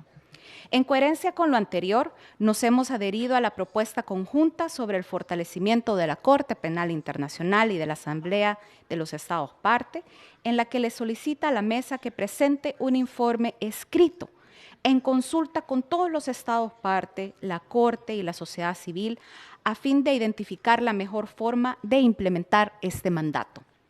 En tal sentido, mi delegación espera se dé una paridad de género en tal composición e invita a la mesa a seguir ocupándose de este asunto en los periodos de sesiones posteriores. Dejo testimonio del agradecimiento de El Salvador por la dedicación y el esfuerzo realizado por el mecanismo de revisión del sistema de la Corte Penal Internacional durante los últimos 3 años, liderado por los embajadores del Reino de los Países Bajos y de Sierra Leona, con el apoyo de los puntos focales de Bangladesh y Polonia. Reconociendo que la decisión final sobre el futuro del mecanismo dependerá de los Estados miembros, mi delegación exhorta al resto de las delegaciones para garantizar la continuidad de sus trabajos y principalmente la efectiva implementación de las recomendaciones de la revisión de expertos independientes, en especial aquellas orientadas a fortalecer la Secretaría del Fondo Fiduciario para las Víctimas y los objetivos principales orientados a las reparaciones, así como otros programas en beneficio de las víctimas, la visibilidad y la resiliencia financiera, el intercambio de conocimientos y experiencias y el rendimiento organizativo. Para la efectiva reparación integral de las víctimas, la movilización de recursos es valiosa, pero más aún, el debido acompañamiento y la adecuada gestión de prácticas psicosociales que permitan proporcionar un verdadero bienestar integral. El conocimiento y la articulación de sistemas regionales de derechos humanos podría ser una práctica de beneficio a fin de que sea considerada y replicada en el sistema de justicia penal internacional. Sobre el programa Presupuesto 2024, mi delegación reitera la importancia de que todos los programas de la Corte refuercen medidas orientadas a la eficiencia, transparencia y uso racional de recursos de manera proporcional y eficaz. Alentamos que la labor futura del Comité de Presupuestos y Finanzas de esta Asamblea determine recomendaciones que identifiquen, bajo criterios técnicos, la asignación de recursos y la reducción de costos en partidas que en el proceso de negociación han reflejado cifras no acordes a la política de racionalidad que debe primar en los trabajos de la Corte. Por otra parte, las medidas para la eficiencia de los recursos deberán implementarse en función de asegurar acuerdos operativos y oportunidades programáticas y financieras para mantener programas actuales y considerar la puesta en marcha de proyectos que aseguren una reparación integral de las víctimas, más allá de los medios financieros derivados del Fondo Fiduciario en beneficio de las víctimas, y que comprendan otras formas de reparación orientadas por asegurar el bienestar integral y respectivo acompañamiento psicosocial. El Salvador, de manera responsable respecto de sus prioridades nacionales y en coherencia con la realidad económica y financiera global, mantiene una política de crecimiento nominal cero respecto de sus contribuciones a todos los organismos internacionales. De ello, reitera su llamado a evitar los incrementos desmedidos en el presupuesto de la Corte. Más bien, exhorta a buscar alternativas que pongan de relieve la transparencia y la eficiencia presupuestaria. La adecuada asignación de recursos para el fortalecimiento de los sistemas y medidas de ciberseguridad es una tarea que la Secretaría de la Corte debe privilegiar, particularmente ante los recientes desafíos que han impactado de manera significativa las operaciones de la Corte, su infraestructura digital, así como la protección de sistemas de información y datos vulnerados con el ciberataque detectado en septiembre de este año.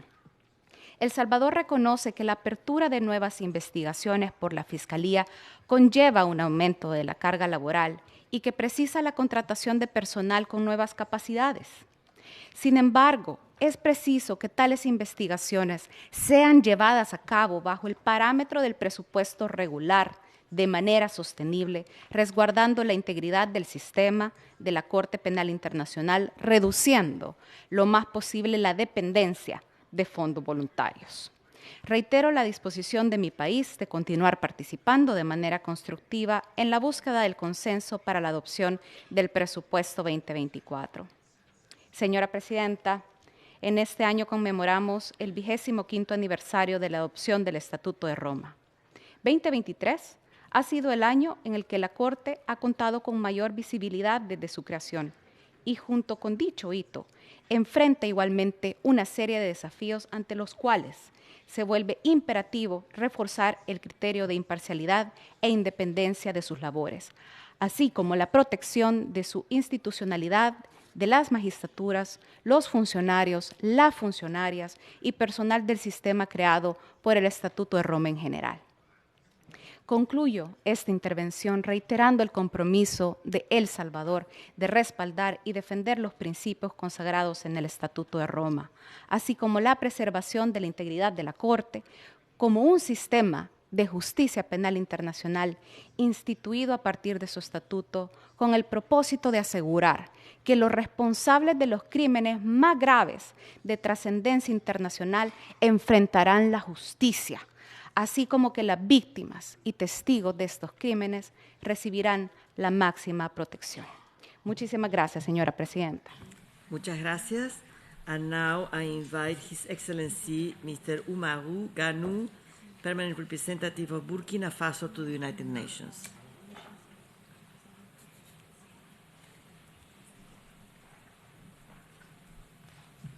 Merci, Madame la Présidente.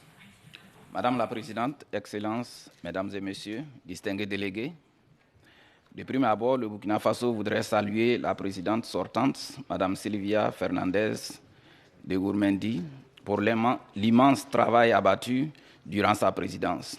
Dans le même sens, nous félicitons la présidente entrante, Madame Paivi Kokoranta, pour son élection ainsi que l'ensemble des membres du bureau et les rassurons du plein soutien de la délégation burkinabé. Au moment où nous venons d'élire 6 nouveaux juges à la Cour, je voudrais également m'associer aux précédents intervenants pour leur exprimer les félicitations de ma délégation ainsi que ses vœux de succès dans leur exaltante responsabilité. C'est aussi l'occasion pour le Burkina Faso de remercier l'ensemble des États qui ont soutenu sa candidature au poste de juge à la Cour. Madame la Présidente, cette 22e session de notre Assemblée se tient dans un contexte international marqué par des défis multiformes, notamment en matière de lutte contre l'impunité des crimes relevant de la compétence de la Cour. Il est essentiel que la Cour œuvre à renforcer la confiance et la coopération des États parties en travaillant à lever les soupçons de manipulation, de partialité et de sélectivité dans le traitement des cas avérés de graves violations des droits humains. C'est dire donc que la question de l'indépendance de la Cour pénale internationale est primordiale pour garantir sa crédibilité. Ma délégation estime que la Cour, qui évolue dans un environnement international aux défis multiples et multiformes, se doit de prendre en compte les vues et recommandations des États parties visant à concilier l'impératif de la justice à celui de la paix. Madame la Présidente, au Sahel en général et particulièrement au Burkina Faso, les actions macabres et la perfidie des groupes terroristes ont entraîné une crise sécuritaire sans précédent avec son lot de victimes civiles et militaires et de nombreuses personnes déplacées internes. Dans ce contexte de crise sécuritaire et humanitaire, le Burkina Faso voudrait saisir l'occasion de ce débat général pour réaffirmer son attachement à l'état de droit, au respect des droits humains et aux principes du statut de Rome. À ce titre, mon pays a internalisé depuis 2009 le statut de Rome ainsi que ses amendements. Une loi adoptée le 3 décembre 2009 a désigné le procureur général de la Cour d'appel de Ouagadougou comme point focal de la CPI. Ayant à l'esprit que le principe de complémentarité est un pilier essentiel de la justice pénale internationale, le législateur burkinabé a donné compétence aux juridictions nationales pour connaître des crimes internationaux, peu importe le lieu de leur commission, la nationalité des auteurs ou des victimes, lorsque la personne poursuivie est présente sur le territoire national. Malgré les difficultés que traverse notre pays, en raison des attaques terroristes qu'il subit depuis plus de 8 ans, le Burkina Faso a continué de maintenir sa coopération avec la Cour. Madame la Présidente, la présente session se tient au moment où nous célébrons le 25e anniversaire de l'adoption du statut de Rome, Et cette commémoration nous donne l'occasion de reconnaître les acquis engrangés au fil des années et de mettre en perspective les défis qui s'imposent à la Cour et qui nous engagent tous. Je voudrais mentionner et m'en tenir à deux. Le premier, la question de son budget.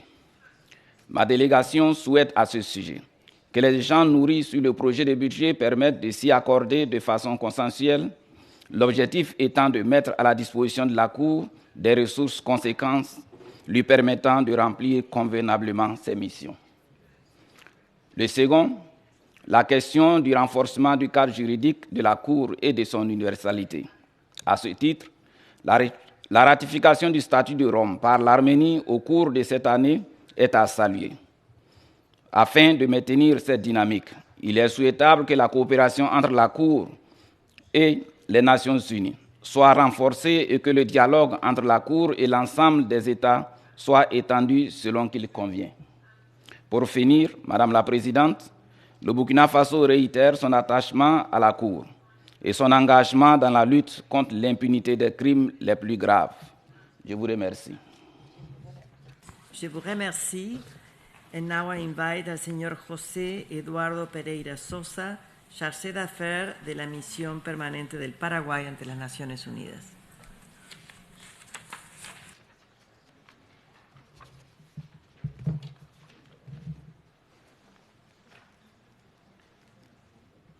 Señora Presidenta de la Asamblea de los Estados Partes del Estatuto de Roma, Excelencias, estimados colegas. Muchas gracias por darme el uso de la palabra. Primeramente, en nombre de mi delegación, agradecemos la labor de la presidenta Silvia Fernández Gurmendi por su compromiso en liderar los procesos a cargo de la Asamblea. Su experiencia y conocimientos fueron y son de vital importancia en nuestras labores en los últimos años. Asimismo, deseo felicitar por su elección a la nueva presidenta de la Asamblea, Päivi Kaukoranta, y expresarle el apoyo de mi delegación en sus importantes funciones. Hacemos extensivo nuestro apoyo a todo el buró. Consideramos que la capacidad de cada uno de sus miembros contribuirá a liderar constructivamente las labores, teniendo en cuenta la amplia variedad de temas sustanciales que forman parte del trabajo presente y futuro de nuestro sistema. Mi delegación desea asimismo destacar el volumen de trabajo y los incansables esfuerzos de la Corte y de la Oficina del Fiscal. La emisión de un gran número de decisiones y más de 200 audiencias en este año nos hablan de la relevancia y el alcance de la labor de la Corte Penal Internacional en sus esfuerzos por garantizar la reparación a las víctimas y el respeto a los principios del derecho internacional, así como de perseguir y juzgar a los crímenes más graves que afectan a la comunidad internacional en su conjunto. Por lo que abogamos por la consecución del objetivo de la universalidad del Estatuto de Roma. El Paraguay reconoce la trascendencia de la Corte Penal Internacional como un sistema de justicia permanente, fundamentado en su complementariedad con el derecho penal nacional, lo cual la constituye en una herramienta esencial para enfrentar la impunidad de los crímenes más atroces. Reconocemos la importancia de la adopción de planes estratégicos que orientan las acciones de la Corte, la Oficina del Fiscal, el registro y el Fondo Fiduciario para las Víctimas durante los años 2023 a 2025. Esperamos que la elaboración de estos planes, a su vez, propicie las sinergias necesarias para facilitar labores efectivas y eficientes del sistema del Estatuto de Roma. Señora Presidenta, el Paraguay, en conformidad con su Constitución, reconoce y acepta los principios fundamentales del derecho internacional, garantizando el respeto de los derechos humanos y declarando imprescriptible ciertos crímenes atroces. Es por ello que respaldamos la implementación coherente del mandato de la Corte en todas las situaciones y casos bajo su jurisdicción, en aras de la justicia y del derecho de las víctimas a acceder a la justicia. Subrayamos asimismo la necesidad de recursos sostenibles para todas las situaciones y casos, así como de la cooperación con la Corte en su labor investigativa. Abogamos igualmente por el fortalecimiento de la independencia e imparcialidad judicial de la Corte. Estos principios fundamentales en el Estado de Derecho a nivel tanto nacional como internacional constituyen pilares esenciales de su labor. En este contexto, la Corte Penal Internacional, como defensora de los valores fundamentales de la comunidad internacional, requiere de esfuerzos conjuntos para fortalecer su institucionalidad y garantizar que el ejercicio de su mandato se realice con los más altos estándares de profesionalismo, independencia e imparcialidad. En un mundo acechado por conflictos, el trabajo de la Corte debe estar enfocado a cumplir con el mandato conferido en el Estatuto de Roma, reiterando así, a través de esta Asamblea, el compromiso con el multilateralismo y el respeto al derecho internacional. Finalmente, mi delegación aboga por el fortalecimiento de un diálogo constructivo en las Naciones Unidas, incluido el Consejo de Seguridad con los Estados parte y con las organizaciones no gubernamentales y la sociedad civil. Esto contribuirá a consolidar los objetivos establecidos en el Estatuto de Roma, promoviendo así el fortalecimiento de la justicia internacional y respaldando la consolidación de los logros en la lucha contra la impunidad y la búsqueda de justicia para las víctimas en los crímenes más atroces. Muchas gracias. Muchas gracias. And now I invite His Excellency Mr. Muhammad Abdul Muhit, Permanent Representative of Bangladesh to the United Nations.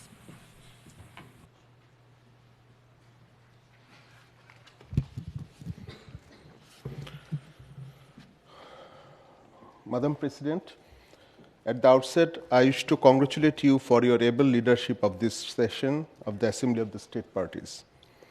We would also like to register our deep appreciations to the Office of the Prosecutor and the Registry for their dedicated service to the court. We take this opportunity to also warmly congratulate the newly elected judges of the court, the new President of the Assembly, and the Bureau members, and assure them of our full cooperation and support in discharging their responsibilities. Madam President, as a victim of genocide, war crimes, and crime against humanity itself, Bangladesh remains deeply committed to the principles and purposes of the Rome Statute. We believe that the International Criminal Court has the potential to advance the global commitment to end impunity and prevent occurrence of the most serious crimes under international law. We join others in reiterating our strong support for the integrity and independence of the court and condemn any external attacks, interference, and politicization that might impede the efforts of the court to fulfill its mandate. Madam President, allow me to share a few specific points. First, we believe the credibility of the court lies primarily in its ability to serve the victims, particularly those who are most vulnerable and the least heard. In this regard, we wish to refer to the situation of Rohingya Muslims of Myanmar, who are considered as one of the most persecuted communities in the world. Bangladesh is currently hosting over 1 million Rohingya Muslims who were forcibly displaced from their homes in Myanmar. We thank the Office of Prosecutor for its ongoing investigations on this question, to which our government is extending full cooperation. We hope to see early completion of the investigation, which is critical for ending the long-standing culture of impunity in Myanmar and supporting the right of Rohingyas to seek safe, voluntary, and dignified return to their homeland. Second, as a criminal court, ICC services are meant to deter the perpetrators from continuing or recommitting the crimes under its jurisdiction. It is therefore critically important that ICC remains objective in its attention to the protracted or long-standing situations. We are deeply concerned by the failure of the ICC to make any progress in the investigation in Palestine situation, which has only emboldened the State of Israel to continue its atrocity unabated in the occupied Palestinian territory. In the context of the ongoing Israeli aggression and atrocities in Gaza, Bangladesh, along with 4 other countries, has made a referral to the ICC seeking investigation by the Office of the Prosecutor about possible commission of genocide, war crimes, and crimes against humanity in the OPT. We call upon the Prosecutor's Office to prioritize this investigation with the view to preventing continuation of Israel's genocidal actions in Gaza. Third, the mandate and responsibility of ICC to punish the most serious crimes can be better materialized by effective use of its complementarity principle. Bangladesh has already benefited from this principle as it took up the mammoth task of trying individuals responsible for genocide, crimes against humanity, and other serious international crimes committed during its 1970 War of Liberation. The trial, despite many challenges, has succeeded to set a good example of prosecuting international crimes through national courts. Bangladesh calls for enhanced institutional arrangements for disseminating ICC's norms and practices with interested national jurisdictions for further strengthening complementarity, bearing in mind the varied context of national jurisdictions. In addition to that, we also emphasize the importance of expanding ICC's technical cooperation capacity, particularly in the area of victim and witness protection. Fourth, as a state party of the ICC, we wish to see an effective governance system in the court that maintains the principles and practices of a member state-driven intergovernmental organization. In this regard, we welcome the review activities undertaken by the ASP and the court and call for further efforts in this regard. We are particularly keen to see the court to uphold geographical representation and gender balance in its structure and urge for all possible efforts towards addressing the gaps in equitable geographical representation. Finally, as we observe the 25th anniversary of the court, we cannot overemphasize the importance of promoting universality of the Rome Statute. We welcome the decision of Armenia to join ICC as a new member. However, we cannot be complacent as almost one-third of the UN's membership is yet to join the court, including countries with global clout. As states parties, we have a responsibility to encourage other states to join the Rome Statute. At the same time, the ICC must also demonstrate through its actions that it is capable of delivering justice to the victims and holding the perpetrators accountable, no matter who they are. To conclude, Madam President, I reiterate our country's firm and unequivocal support to the ICC and our commitment to work with fellow state parties in building a world that is just, equal, and free from impunity. I thank you. I thank you. Now we have concluded the statements by state parties representatives. I thank all speakers for their statements and support pledged for the court. On the basis of previous Assembly decisions, the Bureau recommended that the Assembly allocate 45 minutes for the participation in the general debate of observers pursuant to Rule 92 of the Rules of Procedure of the Assembly. We will start with a statement by Her Excellency Ms. Beth Van Schaak, Ambassador at Large for Global Criminal Justice of the United States of America. Madam President, esteemed colleagues, I'm really honored to address you here today as the United States Observer Delegation. I first want to congratulate those of you who have been elected to important positions in the court and to thank those who are transitioning out for new endeavors, for their incredible service to this institution. Congratulations also to Armenia to taking steps to become the newest state party to the Rome Statute. On that note, we want to acknowledge all the many contributions that Assemblies of States Parties members have made, and many of you personally. We know that without your work, this institution could not carry out its essential mandate. This includes your investment of countless hours devoted to governance and the review process, your concrete cooperation in many areas of the court's work, and your efforts to ensure steady funding. States' multifaceted investments in the court evince a faith in the institution and the role of criminal accountability in addressing conflicts around the world and delivering justice to victims of the most serious crimes known to humankind. I also want to commend the court for its achievements over the past year. The court continues to demonstrate that it is an essential component of an ecosystem of international justice. This past year, we welcomed progress in the Anguen and Al-Hassan cases, the court's reauthorization of the investigation in Venezuela, the court's arrest warrants for Vladimir Putin and Maria Lvova-Belova for acts that are violations of the Fourth Geneva Convention. We're also very pleased to see the ICC's meaningful progress in the first trial following a Security Council referral in the case against a former Janjaweed commander.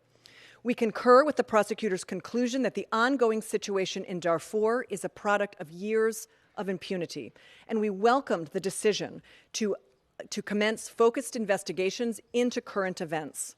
Indeed, just yesterday, U.S. Secretary of State Antony Blinken released his determination that the Rapid Support Forces and the Sudanese armed forces have committed war crimes in Sudan, and that the RSF and allied militia have committed crimes against humanity and are responsible for ethnic cleansing in Darfur.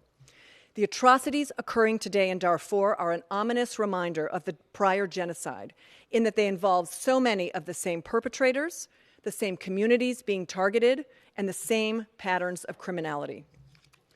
Like so many of you here, we are dismayed by the violence elsewhere, including in Ukraine, in Syria, and now in Israel and Gaza. In addition, around the world, entire communities are oppressed because of their identity or their faith, as in Xinjiang or Myanmar, or because they seek to express a disfavored political opinion, as in Venezuela or Belarus. We are doing what we can in many of these situations to ensure good faith efforts towards a just and lasting peace, respond to the dire humanitarian situation on the ground, ensure robust and accurate documentation of what is happening and who is responsible, encouraging the warring parties to faithfully adhere to their legal obligations, and forge pathways to justice. We know that responding meaningfully to demands for justice is not only an important objective in its own right, but is a core element of a sustainable peace. This recognition is embodied in the Rome Statute itself. Last year at this gathering, I described our progress implementing President Biden's reset of the U.S. relationship with the ICC. Since then, we have worked to put this relationship on a sustainable path. For example, we are able to provide practical assistance to the OTP across a range of its investigations. We're helping the court track fugitives across several situations, including by offering rewards for their arrest. We're providing input and commentary on the OTP's policy papers around gender-based violence. We are convening meetings from experts from the U.S. government, Silicon Valley, the court, and other accountability mechanisms to identify practical solutions to some of the most difficult challenges facing international justice actors today, including with respect to witness protection, insider witnesses, and cybersecurity. Finally, we have been pleased to help facilitate engagements between Washington and The Hague. This includes visits to the court by bipartisan members of Congress and their staff, and Attorney General Merrick Garland, the first by a cabinet-level official. These interactions have helped to foster a greater understanding of the ICC in the United States and are building connections across the various branches of government with the court. In addition, and in line with the principle of complementarity, the United States is pursuing a broad range of initiatives to strengthen the underlying objectives of the Rome Statute system and to support accountability for atrocity crimes globally. To this end, we are catalyzing strategic litigation in courts around the world.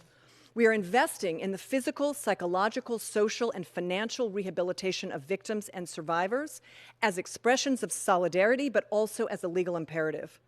And we are looking for ways to track, constrain, and ultimately bring into custody perpetrators, including using our rewards program and our sanctions authorities. We have also updated our own laws to close the impunity gap for accused war criminals. Just yesterday, the Department of Justice announced the first indictments under our War Crimes Act against 4 Russian-affiliated militia members for war crimes against a U.S. citizen in Ukraine. In closing, I want to acknowledge that another essential component of these efforts is to be self-critical. We cannot advance justice abroad if we do not confront justice and injustice at home. We know that, and we take very seriously allegations of misconduct by U.S. personnel, but also legacies of harm to communities of color and others within our community. As Vice President Harris has noted, we know our work at home will make us stronger for the world. Esteemed colleagues, and in conclusion, the United States pledges to enhance our efforts on all of these fronts, including through robust engagement and cooperation with the Court and with friends of the Court, parties and non-parties alike. We know that our efforts are all the more powerful by standing with all of you, the community of states and advocates committed to global justice. Thank you.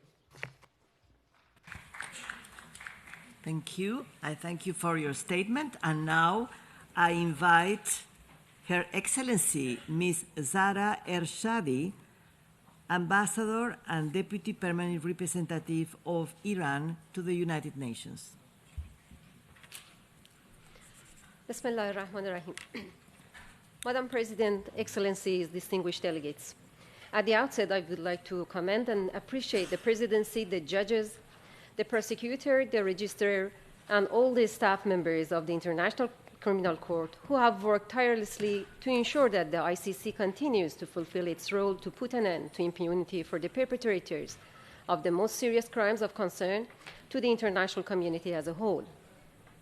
I would also like to thank the Bureau and the Secretariat of the Assembly of the State Parties to the Rome Statute for the preparation of the 22nd session and the related documents.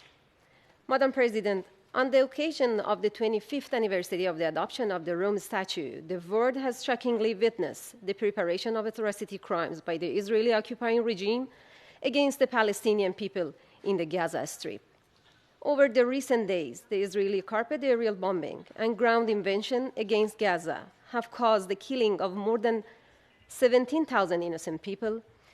More than 45,000 are wounded, and more than 7,000 are missing under the rubble, presumably dead. Half of the enclave is leveled, with no place being spared. Hospitals, mosques, churches, schools, and other purely civilian infrastructure have not been immune, with many hundreds of people being brutally slaughtered inside these places. In fact, no quarter is given. The atrocity committed during the past weeks evidently include all the constituting elements of the most serious crimes, including war crimes, genocide, and crimes against humanity. This is while, after nearly a decade, the case regarding the situation in the state of Palestine for atrocities committed in the occupied Palestinian territory, including East Jerusalem, is open before the ICC without any tangible progress. Right at this stage of history, Madam President, there is unprecedented attention toward the ICC across the world, and the expectations of the international community for the ICC are greater than ever. Therefore, it is crucial that the Court applies the same level of attention, activity, and resources it applies to other situations, to the situation in Palestine, to avoid perception of double standards and selective justice, and to refuse judicial politicization of the proceeding. The Court is expected not to let perpetrators of these heinous crimes go unpunished. A whole nation that has been subject to oppressive occupation for 75 years is on the verge of genocide and extermination. Every day that passes without accountability, innocent civilians, including children and women, are being killed and slaughtered, with their lands being confiscated and their homes getting destroyed. Madam President, let me underline that we cannot lose sight of the principle of complementarity, upon which is the cornerstone of the Rome Statute. For the sake of functionality and efficiency, the Islamic Republic of Iran firmly urges the Court to prioritize and address the outstanding cases before it, rather than increase its docket with cases that could be dealt with more efficiently and effectively at the domestic level. The principle of complementarity is fundamental to the Court's core mandate as a court of last resort in investigating and prosecuting serious international crimes, unless state parties are unable or unwilling to do so. Speaking of unwillingness, it seems that the shameless impunity provided to Israel by its supporters and enablers has always emboldened the occupying regime to continue its atrocity crimes with an absolute sense of comfort. Nevertheless, the Court must demonstrate whether ICC is an independent and impartial international criminal court in combating impunity and upholding the rules-based order.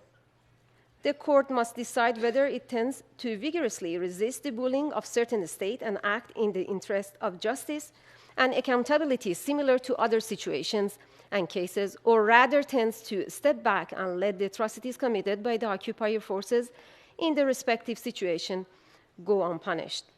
My delegation urges the court to take every measure at its disposal to urgently launch an investigation into the recent catastrophic humanitarian situation in the Gaza Strip, and urges the ICC prosecutor to expedite its activities, prioritize investigations, and provide all facilitation in this regard to put an end to impunity for the perpetrators of these crimes. The swift and unwavering action by the court will work as an important deterrence for further atrocities and will prevent the killing and slaughtering of hundreds of innocent civilians, including children and women. However, the recent referral of the situation in Palestine on behalf of South Africa, Bangladesh, Bolivia, Comoros, and Djibouti, in accordance with the Article 13A and Article 14 of the Rome Statute, could be considered as an important step in this regard.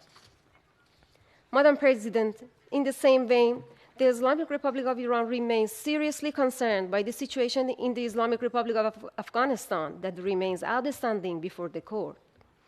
My delegation would like to reiterate the necessity of having a comprehensive view of the crimes committed in the situation of Afghanistan, and not merely limiting the investigations to one party of the conflict or to a specified period of time which excludes several essential events in this situation. We deem it appropriate that the Office of the Prosecutor take into consideration its previous findings in the situation of Afghanistan comprehensively, and that the appeals chamber judgment on 4 April 2023 amended the decision of pretrial chamber 2 in relation to crimes committed on the territory of Afghanistan since the 1st May 2003, as well as the court's decision to investigate and prosecute crimes that have a nexus to the armed conflict in Afghanistan, are sufficiently linked to the situation and were committed in the period since the 1st July 2002. It is highly expected that those military forces who committed war crimes in Afghanistan be held accountable and face punishment. Madam President, the international community has a shared responsibility to maintain justice and to prevent impunity.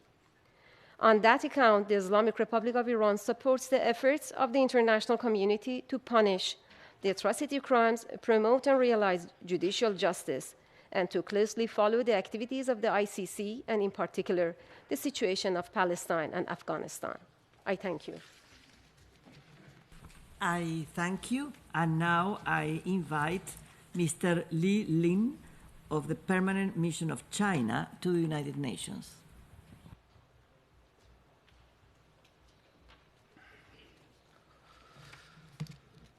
Madam President, it's an honor and a privilege for me to address the meeting on behalf of China.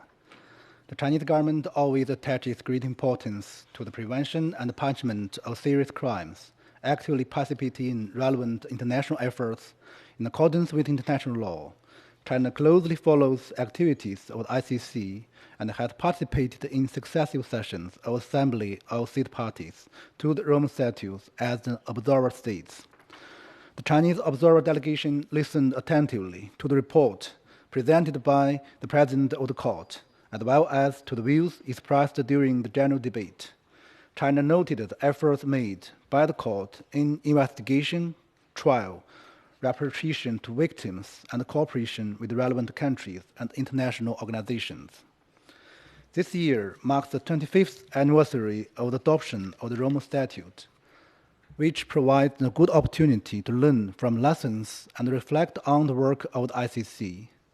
In the face of the complex and volatile international situation, the international community expects the courts to adhere to the mandate of the Rome Statute, strictly follow the principles of complementarity and international cooperation, determine its jurisdiction of situations independently, objectively, and impartially, carry out investigations and judicial proceedings in accordance with international law, interpret and apply the Rome Statute and the general international law in an accurate, bona fide manner and with uniform standards, so as to play a constructive role in appropriately resolving relevant issues.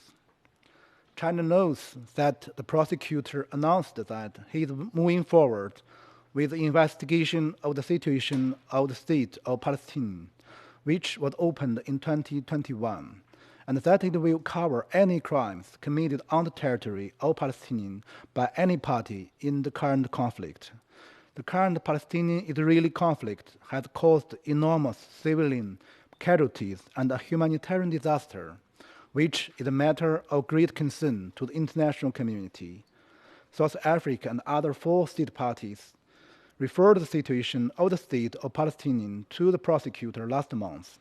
China expects the court to exercise its power in accordance with international law and to avoid politicization and double standards. At the end of last month, the Foreign Minister Wang Yi, member of the Political Bureau of the Central Committee of the Communist Party of China, chaired the Security Council high-level meeting on the Palestinian-Israeli issue, which facilitated the independent exchanges among relevant parties and contributed to the building up of consensus. China also submitted the position paper on resolving the Palestinian-Israeli conflict, which offered 5 proposals implementing a comprehensive ceasefire and ending the fighting, protecting civilians effectively, ensuring humanitarian assistance, and enhancing diplomatic mediation, seeking political settlement. As a permanent member of the Security Council, China will continue to work with other states to achieve the end of hostilities, protect civilians, and ultimately promote a comprehensive, just, and lasting resolution to the question of Palestine through the 2-state solution. China would like to reiterate here the importance of the principle of the immunity of state officials. Under general international law, incumbent heads of states enjoy absolute and inviolable immunity from criminal jurisdiction. Paragraph 2, Article 27 of the Rome Statute provides that impunity of state officials shall not bar the court from exercising its jurisdiction over such a person. This provision applied only to state parties and could not bend upon non-state parties. Otherwise, it would be contrary to the principle that a treaty does not apply to a third party without its consent. At the same time, Article 98 of the Roman Statute provides that the court may not proceed with a request for surrender or assistance, which would require the requested state to act inconsistently with its obligations under international law, with respect to the state or diplomatic immunity of a person or property of a third state. This provision, which recognizes and guarantees the immunity of state officials under general international law, should be observed by the court as well as by state parties to the Roman Statute. Only strict compliance with the Roman Statute and general international law and effective respect for the jurisdictional immunity of heads of states would make it possible to maintain stable interstate relations so as to achieve sustainable peace. Madam President, the allegation of genocide and crimes against humanity in Xinjiang is nothing but completely lying. Today's Xinjiang enjoys social stability, economic development, ethnic solidarity, and religious harmony, and rising living standards. Peoples of all ethnic groups work in peace and happiness. These are objective facts that cannot be distorted. And China is confident that the international community will respect the facts and not to be misled by the lies. We call the state to check its own historical rights in relation to the crimes, to the atrocity crimes. In conclusion, Madam President, China expects the ICC to seriously take stock of achievements and lessons over the past 25 years, to respond positively to the concerns of all countries, to comply strictly with international law, to perform faithfully its duties with a view to contributing to the maintenance of sustainable peace and the realization of true justice through practical actions, and to win the firm trust and support of the international community. I thank you, Madam President. I thank you for your statement. And now I give the floor to Ms. Abigail Frisch Ben Abraham, legal advisor of the Embassy of Israel to the Kingdom of the Netherlands. Thank you, Madam President. Today marks 2 months since the horrific attacks perpetrated against Israel by Hamas and other terror organizations in the Gaza Strip. On Saturday, October 7th, Hamas launched a massive attack against Israel, during which thousands of terrorists infiltrated Israeli territory and in acts of ruthless and brutal savagery, murdered over 1,200 people from different religions, including Jews, Muslims, and Christians, and injured thousands more, while simultaneously firing thousands of rockets indiscriminately against Israeli civilian population centers. Israeli communities in the south of Israel were decimated. Entire families massacred in their homes, burned alive, and made to endure indescribable atrocities. Hundreds of young men and women celebrating a music festival, viciously butchered. For weeks, many civilians remained unaccounted for. Some are still missing. It is precisely such atrocities that led to the creation of the International Criminal Justice Project, to which Israel has contributed and to which it remains committed. The horrific events of October 7th include widespread and often pre-planned gender-based violence, including rape and sexual assaults. 239 people were taken hostage by Hamas, among them babies, children, the disabled, and elderly people, and held incommunicado. At least 6 hostages have been executed by their captors. 138 people remain captive without any sign of life. This includes 10-month-old Kfir Bibas and his family. Those sadistic actions, which Hamas gleefully celebrates and openly and explicitly vows to commit again and again, are something no country will tolerate and every country will act against. Israel is duty-bound to protect its citizens and to ensure that the ongoing attacks and rocket fire can never occur again. Madam President, in responding to those atrocities, Israel is committed, as it must be, to upholding the laws of armed conflict, including the principles of distinction, precaution, and proportionality in accordance with international law. Israel remains committed even as it faces an enemy that has an utter contempt for the law and for human life, whether Israeli or Palestinian. Our heart goes out to the Palestinian civilians in Gaza who have been living under the brutal regime of Hamas for 16 long years. Israel is not fighting against the civilian population in Gaza. It is fighting Hamas. Hamas has spent the last 16 years smuggling arms and stealing aid intended to the civilian population of Gaza in order to transform that civilian infrastructure into one of the most entrenched terrorist strongholds in modern history. For Hamas, civilians are to be used as expandable human shields. It views mosques, schools, homes, UN facilities, and hospitals not as civilian objects deserving the protection, but as terrorists' launching pods. Its vast underground tunnel network, built from concrete meant for the civilian population, with hubs under hospitals and other civilian sites, is designed, as Hamas leaders have publicly acknowledged, to protect Hamas figures, not the civilian population. Madam President, any fair-minded observer must realize that the organizing challenge we face is the obligation to operate according to the law in the face of the abhorrent strategy of an enemy that disdains the law.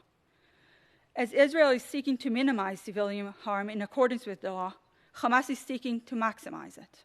While for Israel every civilian casualty is a tragedy, for Hamas it is merely a pawn in its propaganda. Unless this horrible reality is appreciated, unless the brutal battlefield that Hamas has created is understood, no legal or factual analysis of the situation is serious. The outrage we have heard for civilian casualties must be directed first and foremost at those terrorist groups who continue to deliberately endanger both Israeli and Palestinian lives and to hold innocent people hostage. Madam President, we have heard the libels and charges made against Israel by some in this debate. Those outrageous claims are sadly not new. but neither are they connected to the facts or to the law.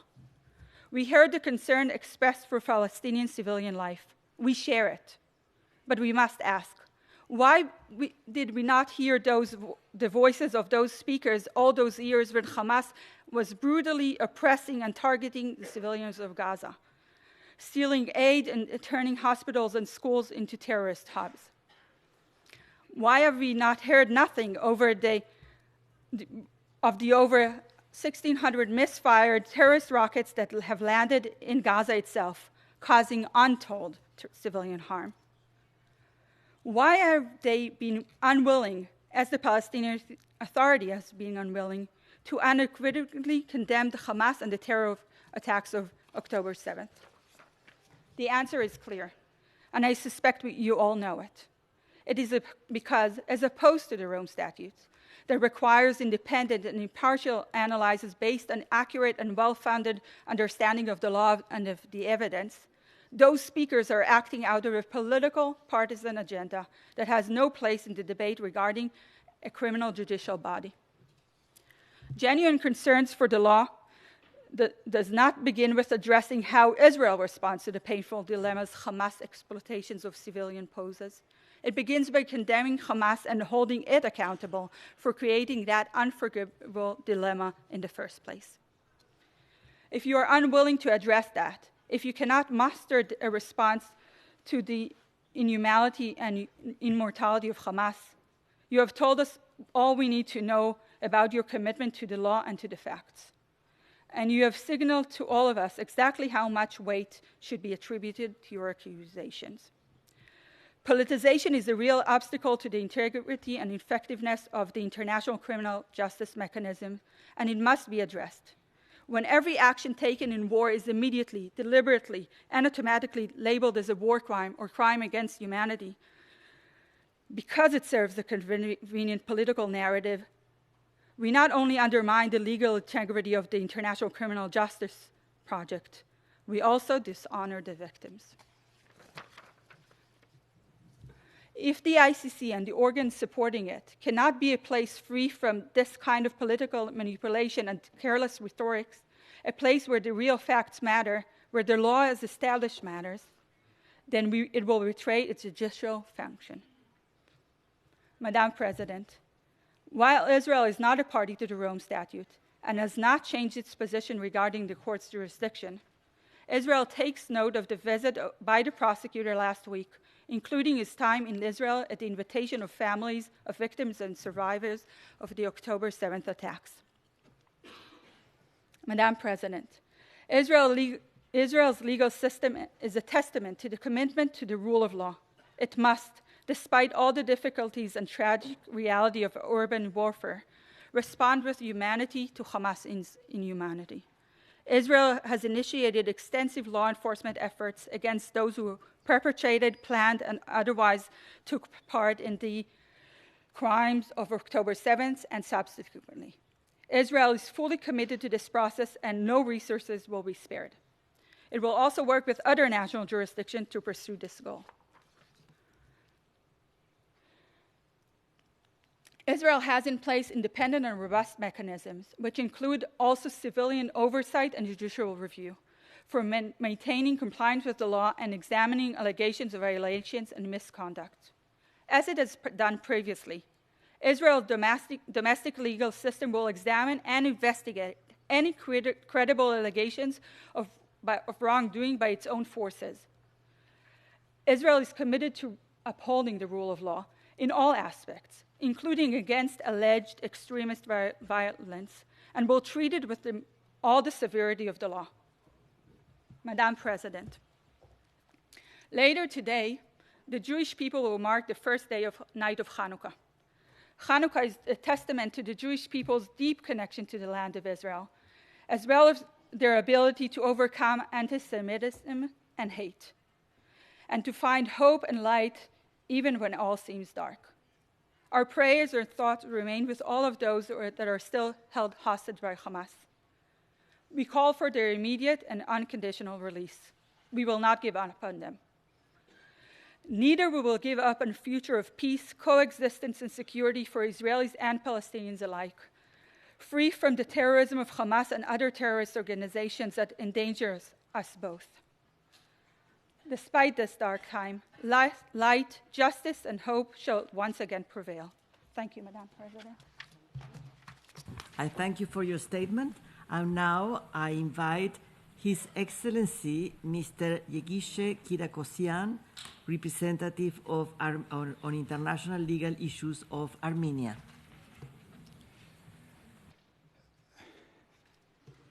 Thank you. Ladies and gentlemen, I would like, first of all, to thank the President of the Assembly of State Parties, Her Excellency Silvia Fernandez de Gurmendi, for her leadership, and to wish distinguished Madam President much success in the future. And Armenia also congratulates the newly elected President of the Assembly, Her Excellency Päivi Kaukoranta, the member of the Bureau, and the candidates who have been elected as judges of the court. As an incoming member, Armenia would like to express appreciation for all welcoming messages that have been conveyed by the members of the Assembly throughout this debate. By acceding to the Rome Statute, Armenia will be the 124th member of the court, starting from the February of 2024, and the 19th member in the Eastern European group of the states.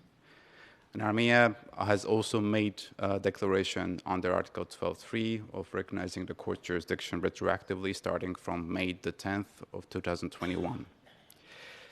Armenia's decision to ratify the Rome Statute emphasizes our strong adherence to the values of international law and justice, and signifies our unequivocal commitment to upholding justice, fighting impunity, and ensuring accountability in the face of persistent challenges.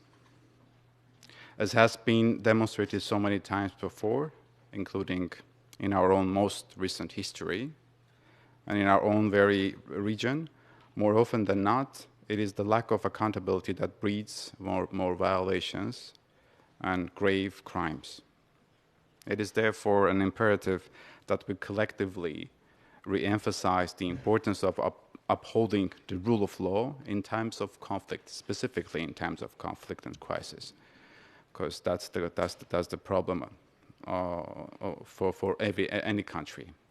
And to punish or to prevent most egregious violations of heinous crimes that shake the very foundations of international law and humanity. Historically, including the very recent history, having experienced devastating consequences of violence and conflicts, Armenia very well understands the grave impact that those conflicts and crimes have on communities and societies. By becoming a state party to the Rome Statute, we express our commitment to effective international action to ensure that accountability for the gravest crimes is not only sought but also achieved, that victims receive justice and redress, and that the perpetrators are held accountable. And I think we as a country consider that this can be only achieved through this striving through universalization, or the aiming at universalization of the court.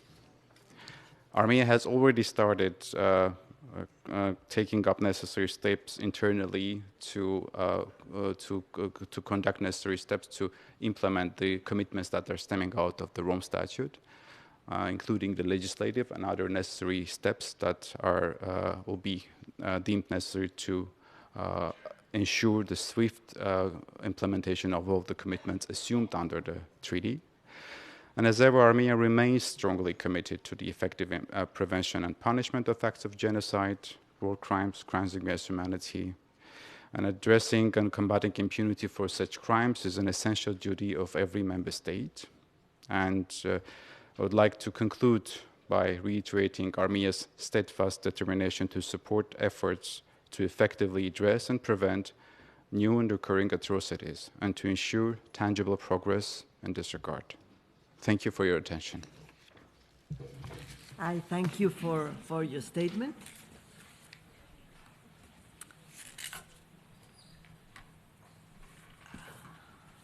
And now we will proceed with statements by international organizations and other entities. And our first speaker is Mr. And the next speaker is Mr. Sunil Pal from the International Development Law Organization. Thank you, Madam President. Excellencies, distinguished colleagues, it's my honor to deliver this statement on behalf of the International Development Law Organization, the only global intergovernmental organization exclusively devoted to promoting the rule of law and access to justice to advance peace and sustainable development. We gather at a time when trust is in short supply, both across and within states.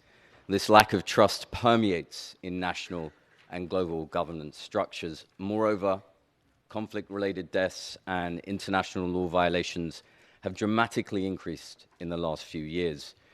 We cannot talk, though, of justice without acknowledging the plight of those that justice is intended to serve.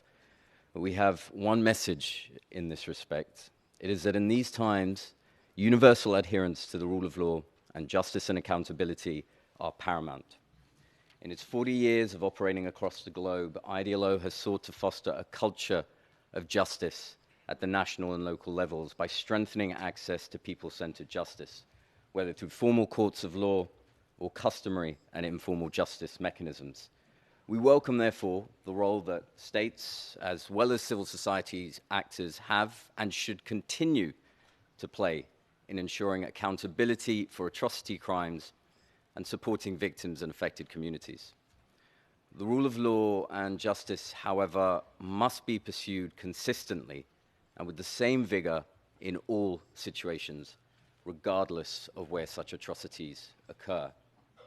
This is key to ensuring that justice and accountability are truly equitable and universal, and key to rebuilding trust. For its part, IDLO has supported state efforts in strengthening rule of law and justice sectors, including those that seek justice through international mechanisms, as is the case with our support to the Office of the Prosecutor General in Ukraine. Excellencies, these times are a tough test for the rule of law and for justice and human rights across the globe. Multiple crises have put peace and sustainable development at risk. And as we celebrate the 75th anniversary of the Universal Declaration of Human Rights, the 25th anniversary of the Rome Statute, as well as the 40th anniversary of IDLO, we dedicate ourselves to working with all partners to champion the rule of law as a catalyst for transformative change. Madam President, I have just about 3 minutes left of my time, but I give them back to you. Thank you very much. I thank you very much, including thank you for the 3 minutes. And now I invite the President of the International Criminal Court Bar Association, Ms. Marie-Hélène Proulx, to deliver her statement. Madame la Présidente de l'Assemblée des États parties, Excellences, représentants des organisations internationales et non gouvernementales, c'est un honneur pour moi de m'adresser à vous encore cette année en ma capacité de présidente de l'association du barreau près la CPI et au nom des conseils externes représentant la défense et les victimes devant la Cour. Je veux tout d'abord souligner le chemin parcouru depuis la dernière Assemblée. À cette date, l'an dernier, le personnel d'appui au Conseil était en grève pour faire reconnaître leur droit à des conditions de travail minimales. Vous les avez entendus et leur avez accordé des mesures intérimaires historiques. Aujourd'hui, la réforme de l'aide juridictionnelle tant attendue est à notre portée. Et avec elle, la garantie finalement accordée de droits du travail de base. Des améliorations notables seront aussi apportées à la composition des équipes, alors que de nouvelles mesures permettront d'augmenter la représentation géographique des équipes. Pour cela, nous sommes reconnaissants. However, we remain concerned by the number of unresolved issues pertaining to the implementation of the new legal aid policy, as well as by the persistent lack of recognition of the crucial role played by external counsel in ICC proceedings.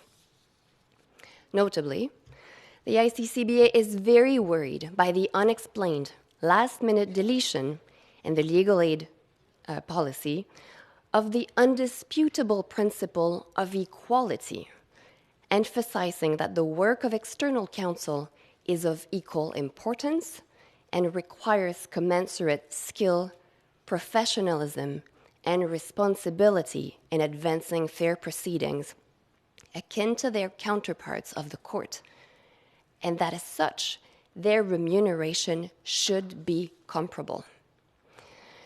Maintaining equivalency is not only vital to retaining competent counsel who are willing to take on demanding and lengthy ICC cases, but it is also an essential condition of the fundamental right to equality of arms and fair trial.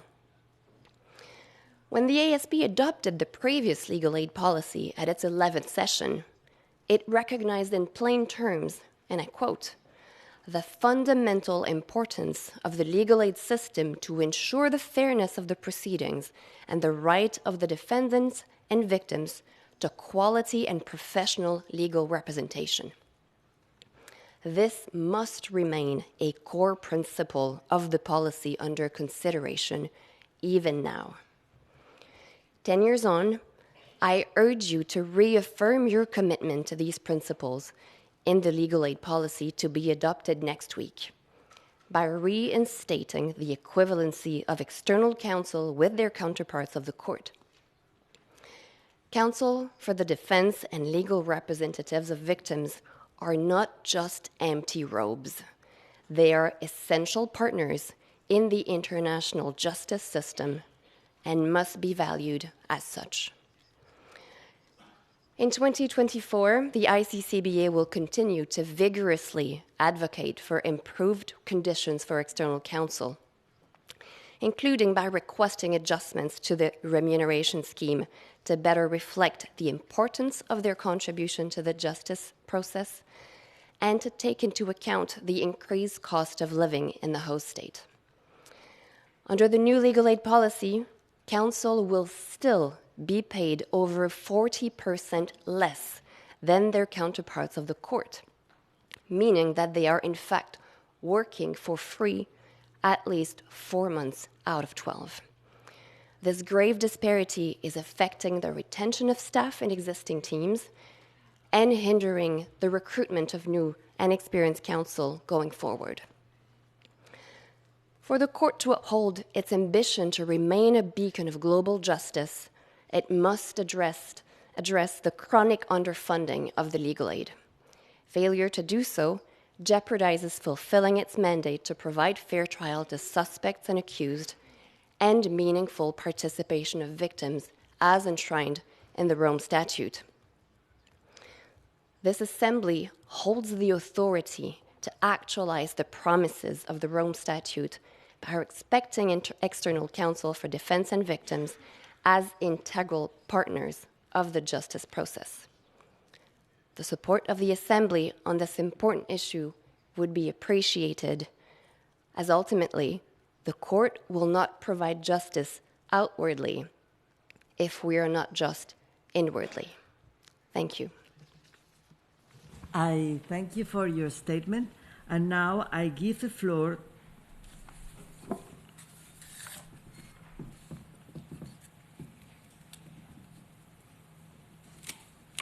I will give the floor to non-governmental organizations.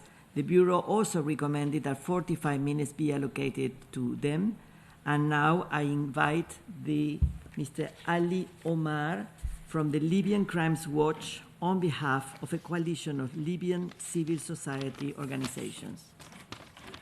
Thank you.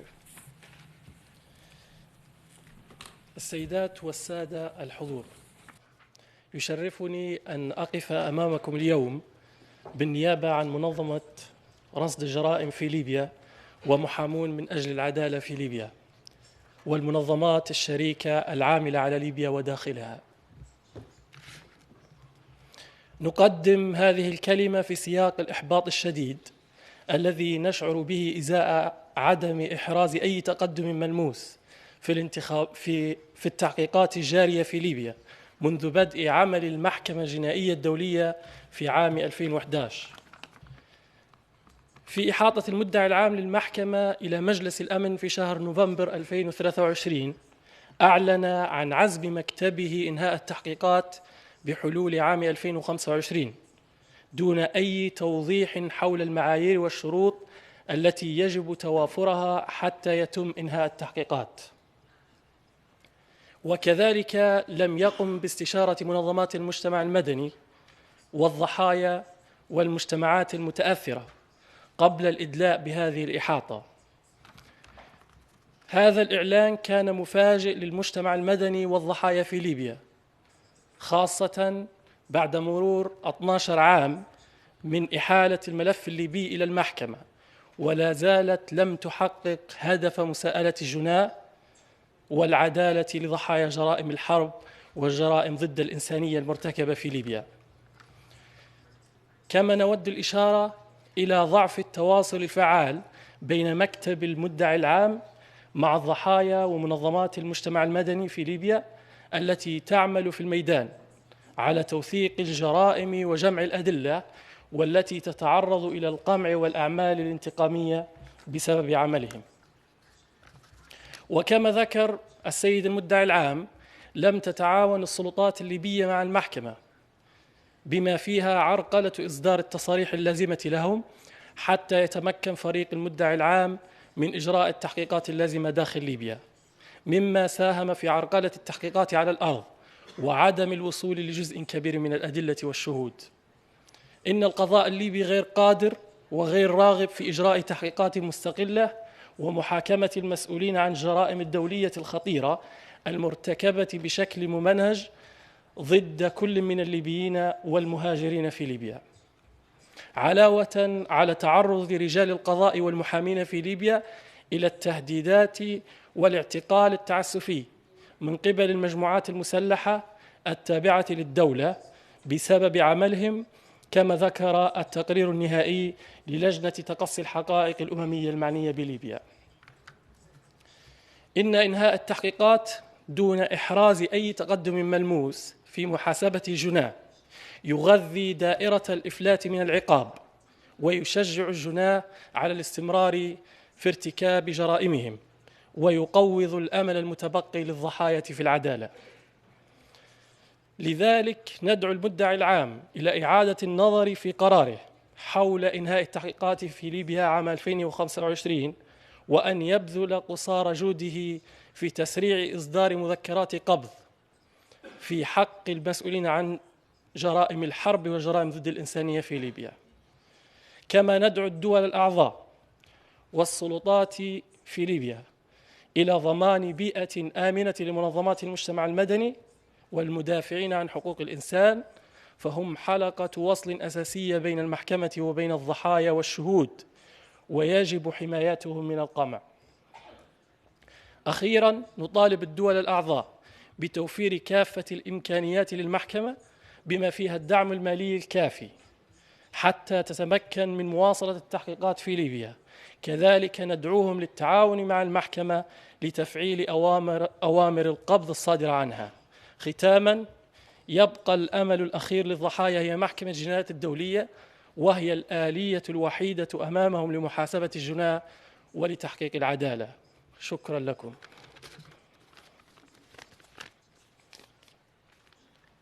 I thank you for your statement. And now I invite Ms. Priya Pillai from the Asia Justice Coalition.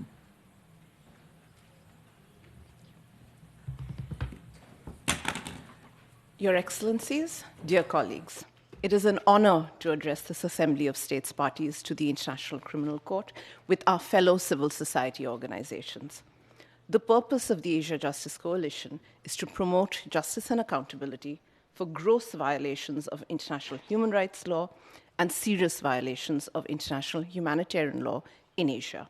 We believe that justice, holistic justice, is the only antidote to impunity, and that accountability for international crimes, domestic, regional and international, is a significant part of this holistic justice. Amongst its many traits, holistic justice is inclusive.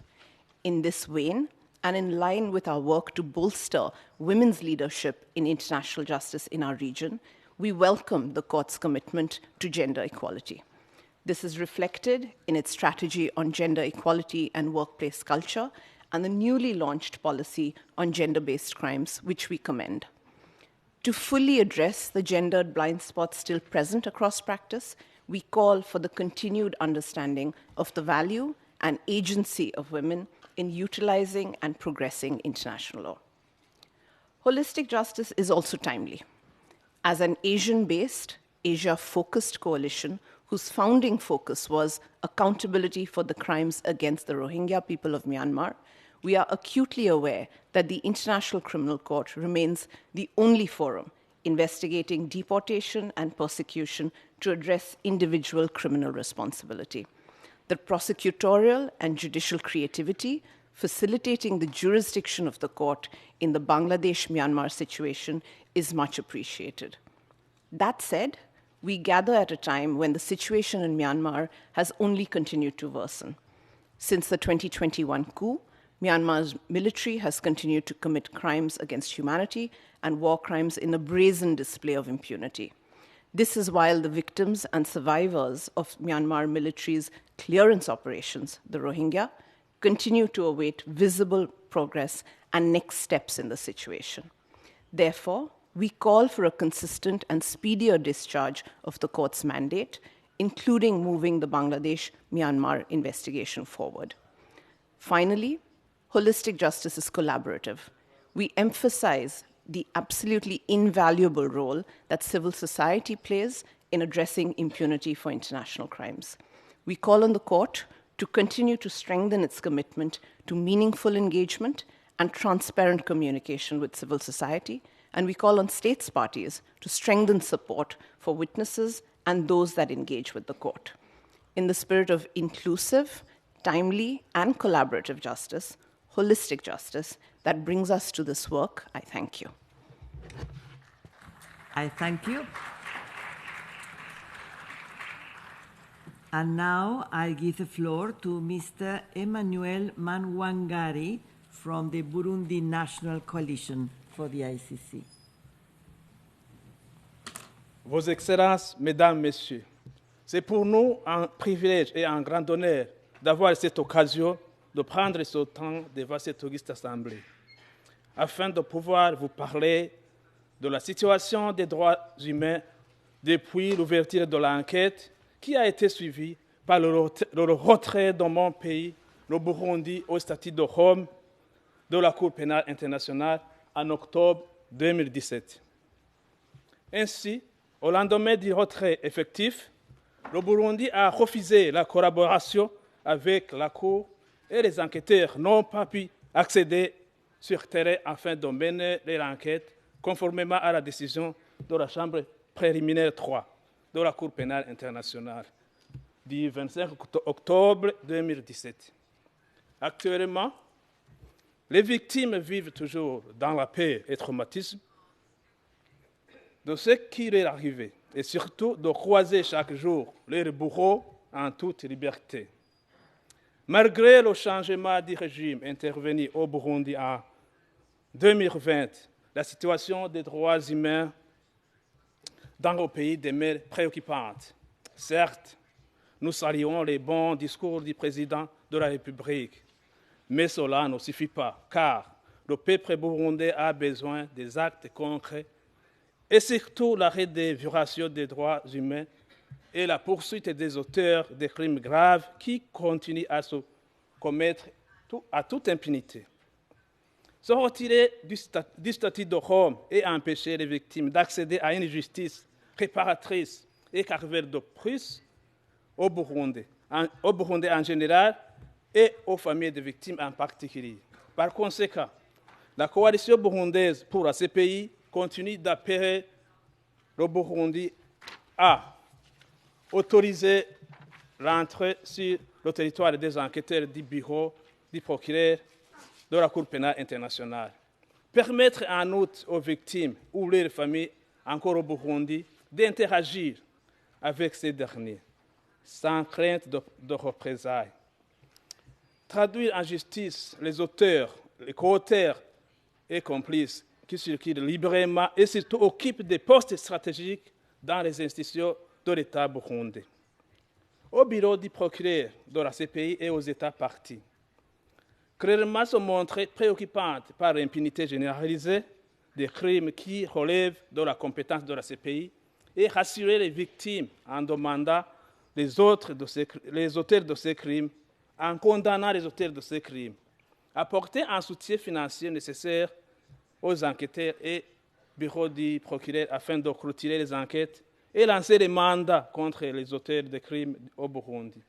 Apporter un soutien psychosocial et protection aux victimes qui commencent à sombrer dans le désespoir après plus de 6 ans d'enquête. Je vous remercie.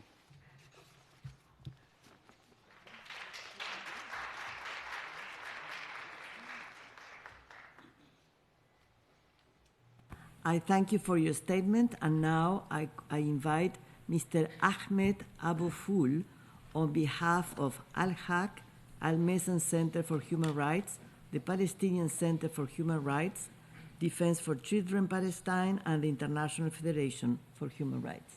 Thank you, Madam President.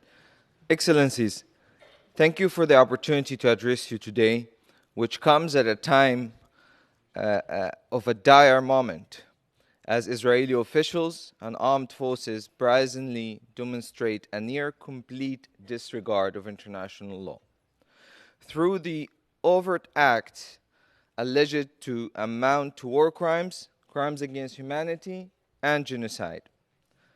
For decades, Palestinian human rights organizations have consistently documented and exposed alleged atrocity crimes perpetrated by Israeli forces against the Palestinians living in the occupied West Bank, including East Jerusalem and the Gaza Strip. Our organizations have routinely documented unceasing Israeli war crimes and crimes against humanity, including the crime of apartheid and persecution perpetrated against the Palestinian people as a whole. Excellencies, these international crimes by Israeli authorities and military have been and continue to be pursued as part of Israel's 56-year illegal belligerent occupation of the Palestinian territory, the longest occupation in modern history, and its 16-year-long suffocating, medieval-like closure and blockade of the Gaza Strip, a measure of collective punishment and persecution of over 2.3 million people. Furthermore, it must be said that the backdrop of these flagrant violations of international law and the genocide unfolding and we're witnessing today is Israel's 75-year settler colonial apartheid regime that has been denying the Palestinian people their inalienable rights, including the rights of determination and return. Our efforts to seek justice and accountability on behalf of Palestinian victims have been constant. Yet, despite the overwhelming evidence, the international community has failed to hold Israeli officials and military personnel accountable and has instead worked to directly and indirectly perpetuate impunity for international crimes and gross human rights violations. Now, the world is witnessing the result of systematic impunity, that is, the unfolding genocide of the Palestinian people. Over the past 2 months, Israeli attacks in Gaza killed over 16,000 Palestinians, including over 7,000 children, with thousands of others under the rubble, most likely dead. Almost 1.9 million Palestinians in Gaza, nearly 85% of the population, are internally displaced. Unprecedented killing and displacement are compounded by the decision of Israel's defense minister to implement a total siege, cutting out electricity, fuel, food, water, and humanitarian supplies. In their totality, these actions by Israeli authorities and the military can only be characterized as creating conditions of life to bring about the physical destruction of the Palestinian people in Gaza. Last month, the United Nations observed a minute of silence to honor the more than 100 UN employees killed in Gaza in Israeli attacks, the largest toll of humanitarian workers in the organization's history. Just yesterday, the Secretary General urged the Security Council to act on the crisis in Gaza as a threat to international peace and security, noting that nowhere in Gaza is safe, and there is a severe risk that the humanitarian system will collapse due to the intensity of Israeli bombardment. Excellencies, state parties must ensure that the court has the resources it needs within its regular budget and the requisite of level of cooperation needed to deliver on its mandate. We also commend state parties that mentioned Palestine in their statements and unequivocally called for accountability for victims of atrocity crimes. However, we regret the statements of states that acted like Palestinian victims are invisible, while enthusiastically calling for accountability in other situations. Double standards, hypocrisy, and selectivity should have no place at this assembly, nor international justice in general. Excellencies, we welcome the prosecutor's office visit to Rafah and his recent statement reiterating that willfully impeding relief supplies to civilians may constitute a war crime under the Rome Statute. However, since his visit on 29th of October, the Palestinian death toll has more than doubled, and Israeli forces having destroyed the northern of the Gaza Strip, are now intensively targeting areas in the south. Through their statements and actions, Israeli authorities and military are shouting to the world that they will not be deterred from their campaign of genocide against the Palestinians in Gaza. Warnings are not enough in the face of an unfolding genocide of the Palestinian people. Action on all levels is needed now. We urge the Office of the Prosecutor to imminently issue arrest warrants and expedite the investigation into war crimes related to Israeli illegal colonial settlements in the occupied West Bank, including East Jerusalem, crimes against humanity, including apartheid and persecution, and to investigate and prosecute Israeli officials and military personnel responsible for the commission of international crimes that have been orchestrated across the occupied Palestinian territory, including East Jerusalem, as a matter of priority, especially crimes committed against and affecting children. Excellencies, the Office of the Prosecutor must deliver on its mandate without fear or favor.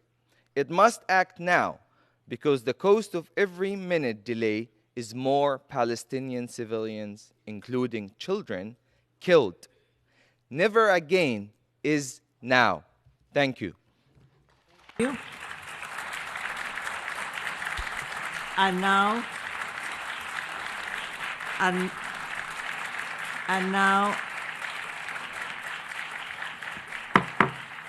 I give the floor to the representative of Venezuelan civil society on behalf of Platform Justicia y Verdad. Gracias, señora presidenta. Esta declaración es una declaración conjunta de varias organizaciones de la sociedad civil venezolana comprometidas con alcanzar verdad y justicia auténtica para los crímenes de lesa humanidad que se habrían cometido y se siguen cometiendo en nuestro país. La investigación Venezuela 1, que hoy aguarda sentencia de la Sala de Apelaciones de la Corte, se ha convertido para las víctimas en la única esperanza para alcanzar justicia genuina. La participación sin precedentes de 8.900 víctimas y 630 familias que solicitaron la reanudación de la investigación es un testimonio elocuente de la voluntad y del compromiso. Esas mismas solicitudes demuestran que la Fiscalía y la Oficina de Defensa Pública de las Víctimas argumentaron en las recientes audiencias de apelación también históricas que no hay razón para pensar que en Venezuela se está llevando a cabo investigaciones que cumplan con estándares del Estatuto de Roma.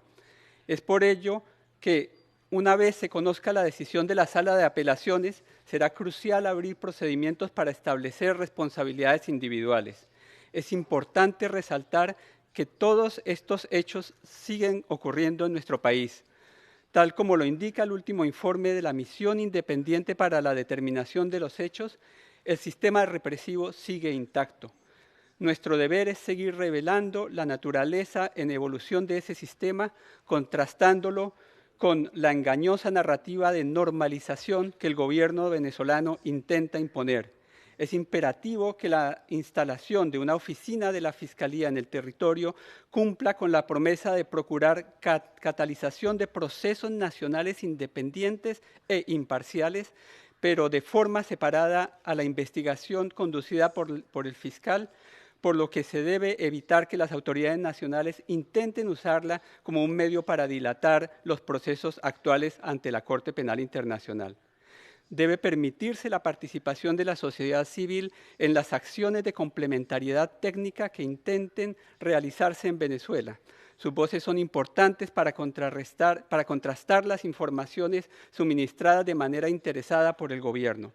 Celebramos el establecimiento de un mecanismo sobre intimidaciones y represalias por parte de la Presidencia y esperamos que permita proteger a quienes desde la sociedad civil acudimos ante esta Asamblea, pero también consideramos importante cuestionar que desde la Oficina del Fiscal se hagan anuncios sobre la suscripción de acuerdos de cooperación con el Gobierno sin que las víctimas hayan sido siquiera consideradas o notificadas. Esto genera en ellas sentimientos de incomodidad y desamparo que deben evitarse. Señora Presidenta, distinguidos representantes, nos despedimos con la certeza de que nos une una convicción inquebrantable, que la lucha por el derecho de las víctimas a la verdad, justicia y reparación no es solamente una lucha por el pasado de quienes sufrieron terribles daños como consecuencia de los crímenes, sino por el futuro de una nación entera, de todas nuestras naciones. Agradecemos el apoyo de esta Asamblea a la Corte en la labor de acercar a los venezolanos y las venezolanas a alcanzar justicia. Muchas gracias, señora Presidenta. Muchas gracias. Muchas gracias por su declaración. And now I invite Ms. Melinda Reed from the Coalition for the International Criminal Court.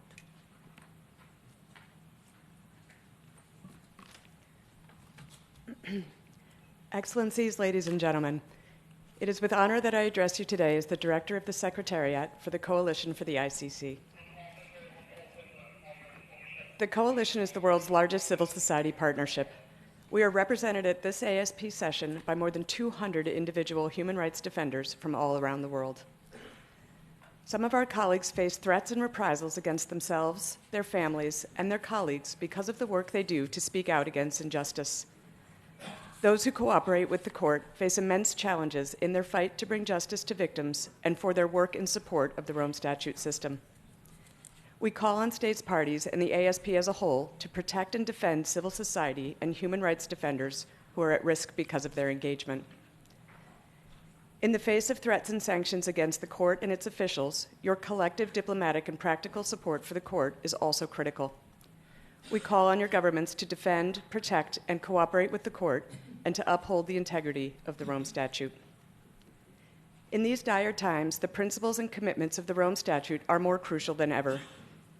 This ASP session should serve as a key forum for your governments to demonstrate to victims around the world your resolve to reinforce the role of the ICC in the wider international justice system and enforce the principle of complementarity.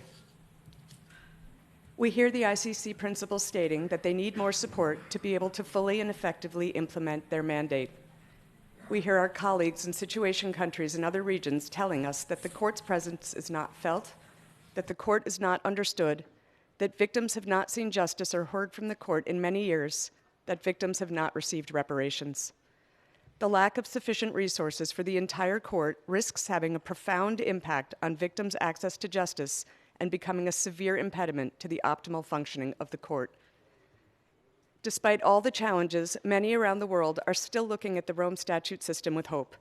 Notably, Armenia has just become the 124th state party to the Rome Statute, an important step to reduce the impunity gap and encouragement to other states to join this global effort. Congratulations and welcome to Armenia. Excellencies, ladies and gentlemen, this Assembly has just elected 6 new judges on the ICC's bench. Congratulations. These judges arrive at a crucial time in the history of the court, facing an unprecedented level of activity. We call on states to adopt the draft due diligence procedure or vetting for elected officials. We would also like to congratulate the new ASP presidency and bureau and bid farewell and thank you to outgoing members at the end of the session.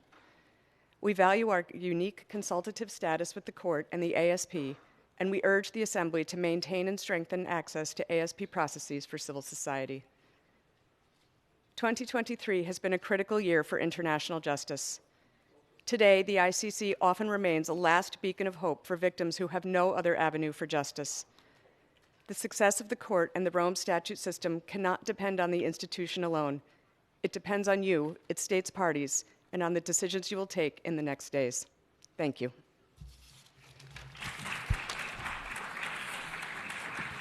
I thank you. And now I invite Ms. Aurora Parong on behalf of Philippines Coalition for the ICC, Amnesty International Philippines, and Children's Legal Rights and Development Center. Madam President, Excellencies, ladies and gentlemen, thank you for this opportunity to speak. I come from a small country so far away from the International Criminal Court in The Hague and the United Nations here in New York. One city mayor who became president in our country thinks that some people have to be killed. This resulted to massive atrocities. The Philippine situation is now under investigation by the ICC for crimes against humanity in the context of the war on drugs. About 30,000 people, including children, were killed in police and other operations which are deemed led or instigated by law enforcement agents and high officials. To date, the killings continue despite the change in government. The Philippines withdrew from the Rome Statute in 2019 after a preliminary examination was started. The Philippines has also publicly attacked officials of the ICC and vowed non-cooperation with the court, while there is no credible investigation of high government officials who made the massive killings possible and no prosecution of serious international crimes. Very few government officials support cooperation with the ICC. The new government is still studying possible cooperation with the court. Madam President, Excellencies, there is impunity for serious international crimes in the Philippines. Only 4 policemen have been convicted for the killing of 3 teenagers, despite the tens of thousands killed. The families of victims of killings by the Davao death squads, as well as those killed in the nationwide rampage against rights and the rule of law under the previous government, the families are grieving and suffering. The emotional turmoil is aggravated by the stagnation of domestic criminal investigations and prosecution on killings in the bloody war on drugs. The victims continue to wait for the wheels of justice to tilt in their favor, pinning high hopes on the ICC as a court of last resort to deliver justice, which is so elusive in our part of the world. The victims and their families continue to hold on to that small light of hope that elusive justice will be found at the International Criminal Court. We note that so many victims around the world are hoping for justice through the ICC. We note with concern that the ICC has been underfunded with a very significant and long-standing gap between the court's workload and the resources available in its regular budget. We are anxious that there may be hibernation or delays in court processes due to inadequate resources, and we fear that we in the Philippines may have that problem of being hibernated. Madam President, Excellencies, we highly welcome the support of the ASP for the ICC as a court of last resort, but this must be matched with corresponding resources. No stone should be left unturned to deliver justice, which help deter future atrocities. Legal aid, assistance, reparations for victims must be efficient and sustainable to help them pursue the enjoyment of their basic rights. We appeal to the Assembly of State Parties to provide the political support as well as adequate resources that the International Criminal Court needs in order to efficiently and effectively deliver justice without fear or favor. Justice is a birthright for everyone. No one should be left behind. Thank you very much. I thank you. At this stage, I would like to thank interpreters for having extended their interpretation services until now. And but we still have three more speakers, and that would be the end of the list. So if you agree to proceed without interpretation to complete the list for these three last speakers, I understand the speakers also agree. But I would like to know if that would be agreeable to you all. I see no objection, so we will continue. I thank again the interpreters for their assistance today. And now I'll give the floor to Ms. Cobra Moradi from the Afghanistan Human Rights and Democracy Organization. Thank you, Madam President, distinguished delegates, ladies and gentlemen. Thank you for giving me the opportunity to address this assembly today on behalf of the Afghanistan Human Rights and Democracy Organization, the Afghanistan Transitional Justice Coordination Group, the International Center for Transitional Justice, and the Coalition for the Prevention of Hazara Genocide. Madam President, the people of Afghanistan have suffered unimaginable suffering and loss. Our quest for justice and accountability is an urgent plea that echoes the sentiments of a people scarred by cycles of violence, criminality, and impunity. Afghans are currently facing one of the worst human rights crises in the world. Vulnerable victims, including women and girls, ethnic and religious minorities, such as the Hazara people, the LGBTQ community, members of the former government, and human rights defenders are subjected to violent attacks. Today, it has become a curse to be born a female in Afghanistan.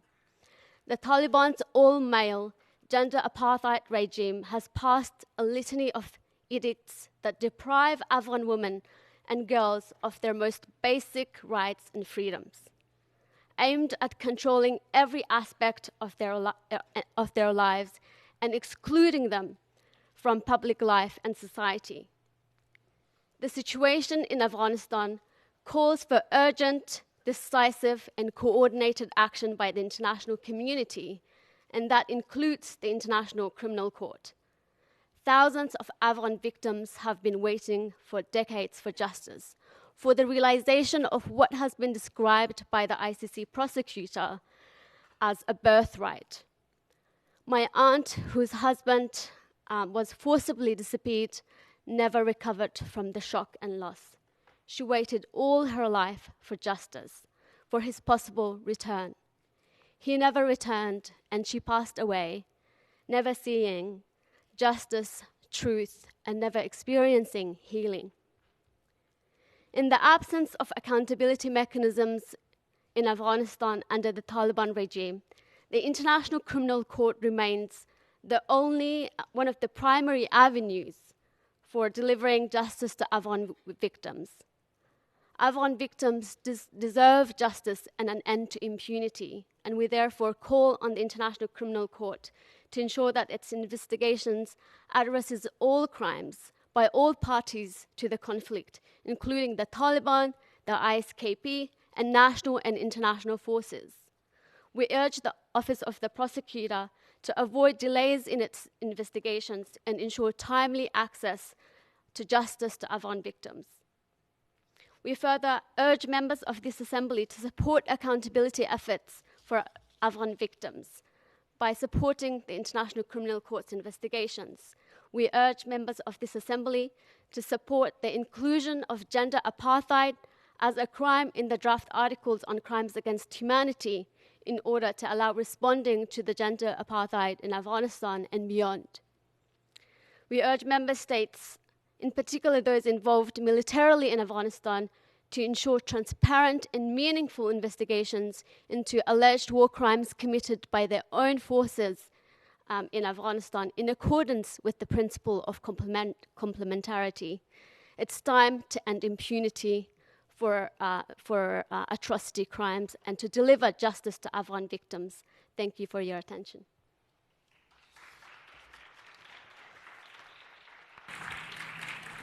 I thank you for your statement.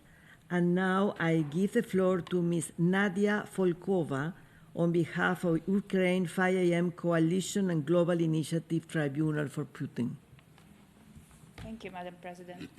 Excellencies, distinguished delegates, dear colleagues and friends. I'm honored to address you today on behalf of Ukraine 5 a.m. Coalition and Ukraine's Global Initiative Tribunal for Putin. Last year, when I was addressing you, 9 months into the invasion of Ukraine, I urged you to demonstrate that justice response from your states, which was perceived by many as effective justice and as the one to look up to in other situation countries, was not just a mirage, but something that had a real effect on the lives of those who suffered from the most heinous crimes for 10 years of the ongoing armed conflict in the territory of Ukraine. A year in, I would like to invite you to take stock of what has and has not been achieved to make justice a reality for the victims of the Russian war against Ukraine. The International Criminal Court has issued 2 arrest warrants against the Russian president and Child's commissioner. The OTP are investigating the deportation case in Ukraine, and the field office was opened to support its operations on the ground. Ukraine, despite many years of civil society's campaigning, populations and some of the government's institutions' support of the ratification, numerous calls to ratify the Rome Statute by the states and the EU, is still not a state party to the Rome Statute. Court's budget is still not sufficient to support registry's activities such as outreach in Ukraine field office. In practical terms, lack of Ukraine's ratification and lack of outreach means that the OTP will not be able to conduct as effective, independent, and impartial investigation as it potentially could, due to selective cooperation on the part of the state authorities and missed opportunities to engage with victims and witnesses.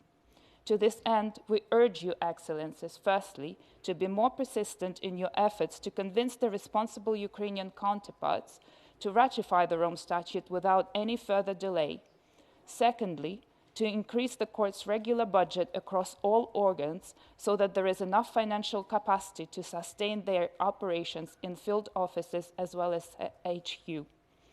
In relation to complementarity, prosecutor of the ICC declared many times over the past months that effective implementation of the principle of complementarity was a priority for his office. Ukrainian authorities have opened over 110,000 investigations since the beginning of the full-scale invasion, excluding all the investigations from pre-invasion period that are still pending. Much of the international support has been invested into developing the capacity of domestic authorities to effectively investigate and prosecute core crimes. New and existing regional mechanisms have been created and engaged. Yet, many existing obstacles, such as the scale of the violations, lack of suitable legislative framework, lack of resources across all affected regions, lack of effective coordination among authorities, and ongoing armed hostilities, to name a few, render these efforts insufficient. Victims have more trust towards international institutions, according to the polls and feedback we receive from them.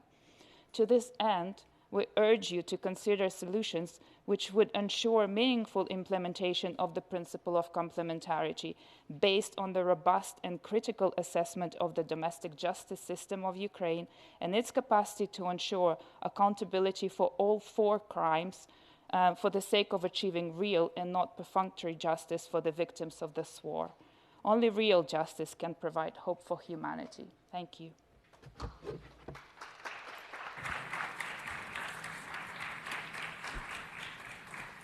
I thank you, and now I give the floor to Ms. Elizabeth Evenson of Human Rights Watch. Madam President and Excellencies, thank you for staying until the end to listen to our NGO voices. 25 years on from the Rome Conference, the mandate of the International Criminal Court is regrettably all too relevant.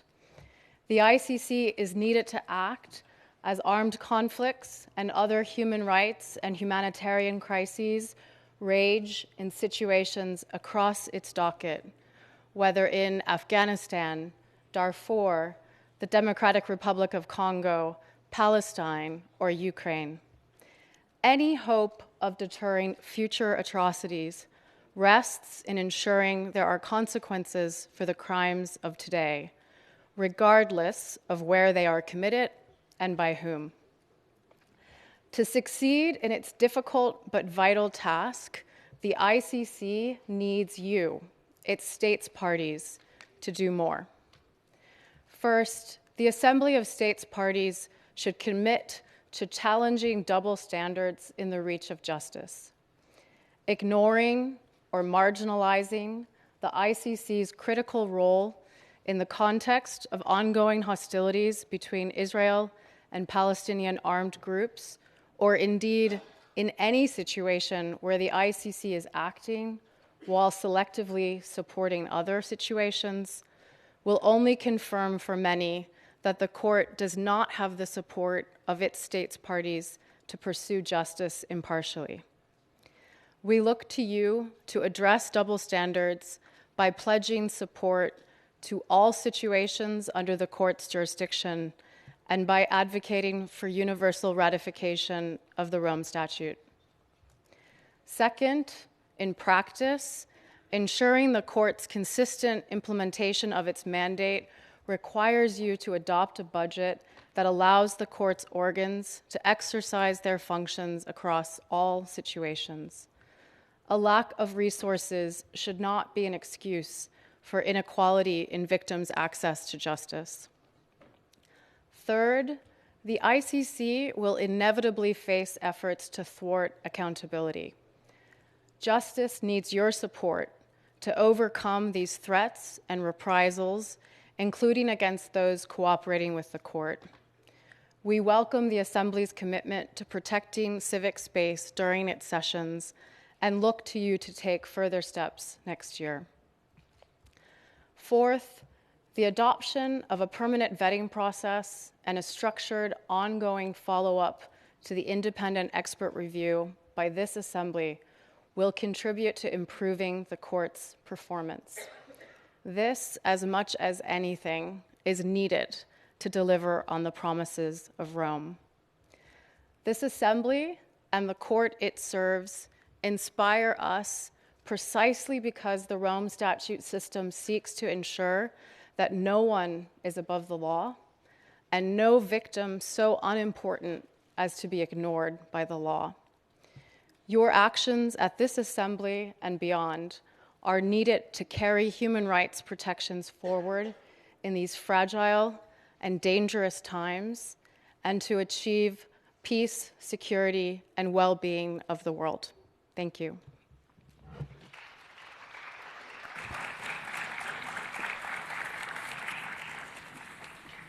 I thank you for your statements, and I thank you all for having observed the time limit. So that has allowed us to complete the general debate today. I thank you also for staying a little bit further beyond 6 and without interpretation the last segment. So I thank you all speakers for your statements presented during this general debate agenda and for the support that you had pledged to the court. So this meeting is adjourned.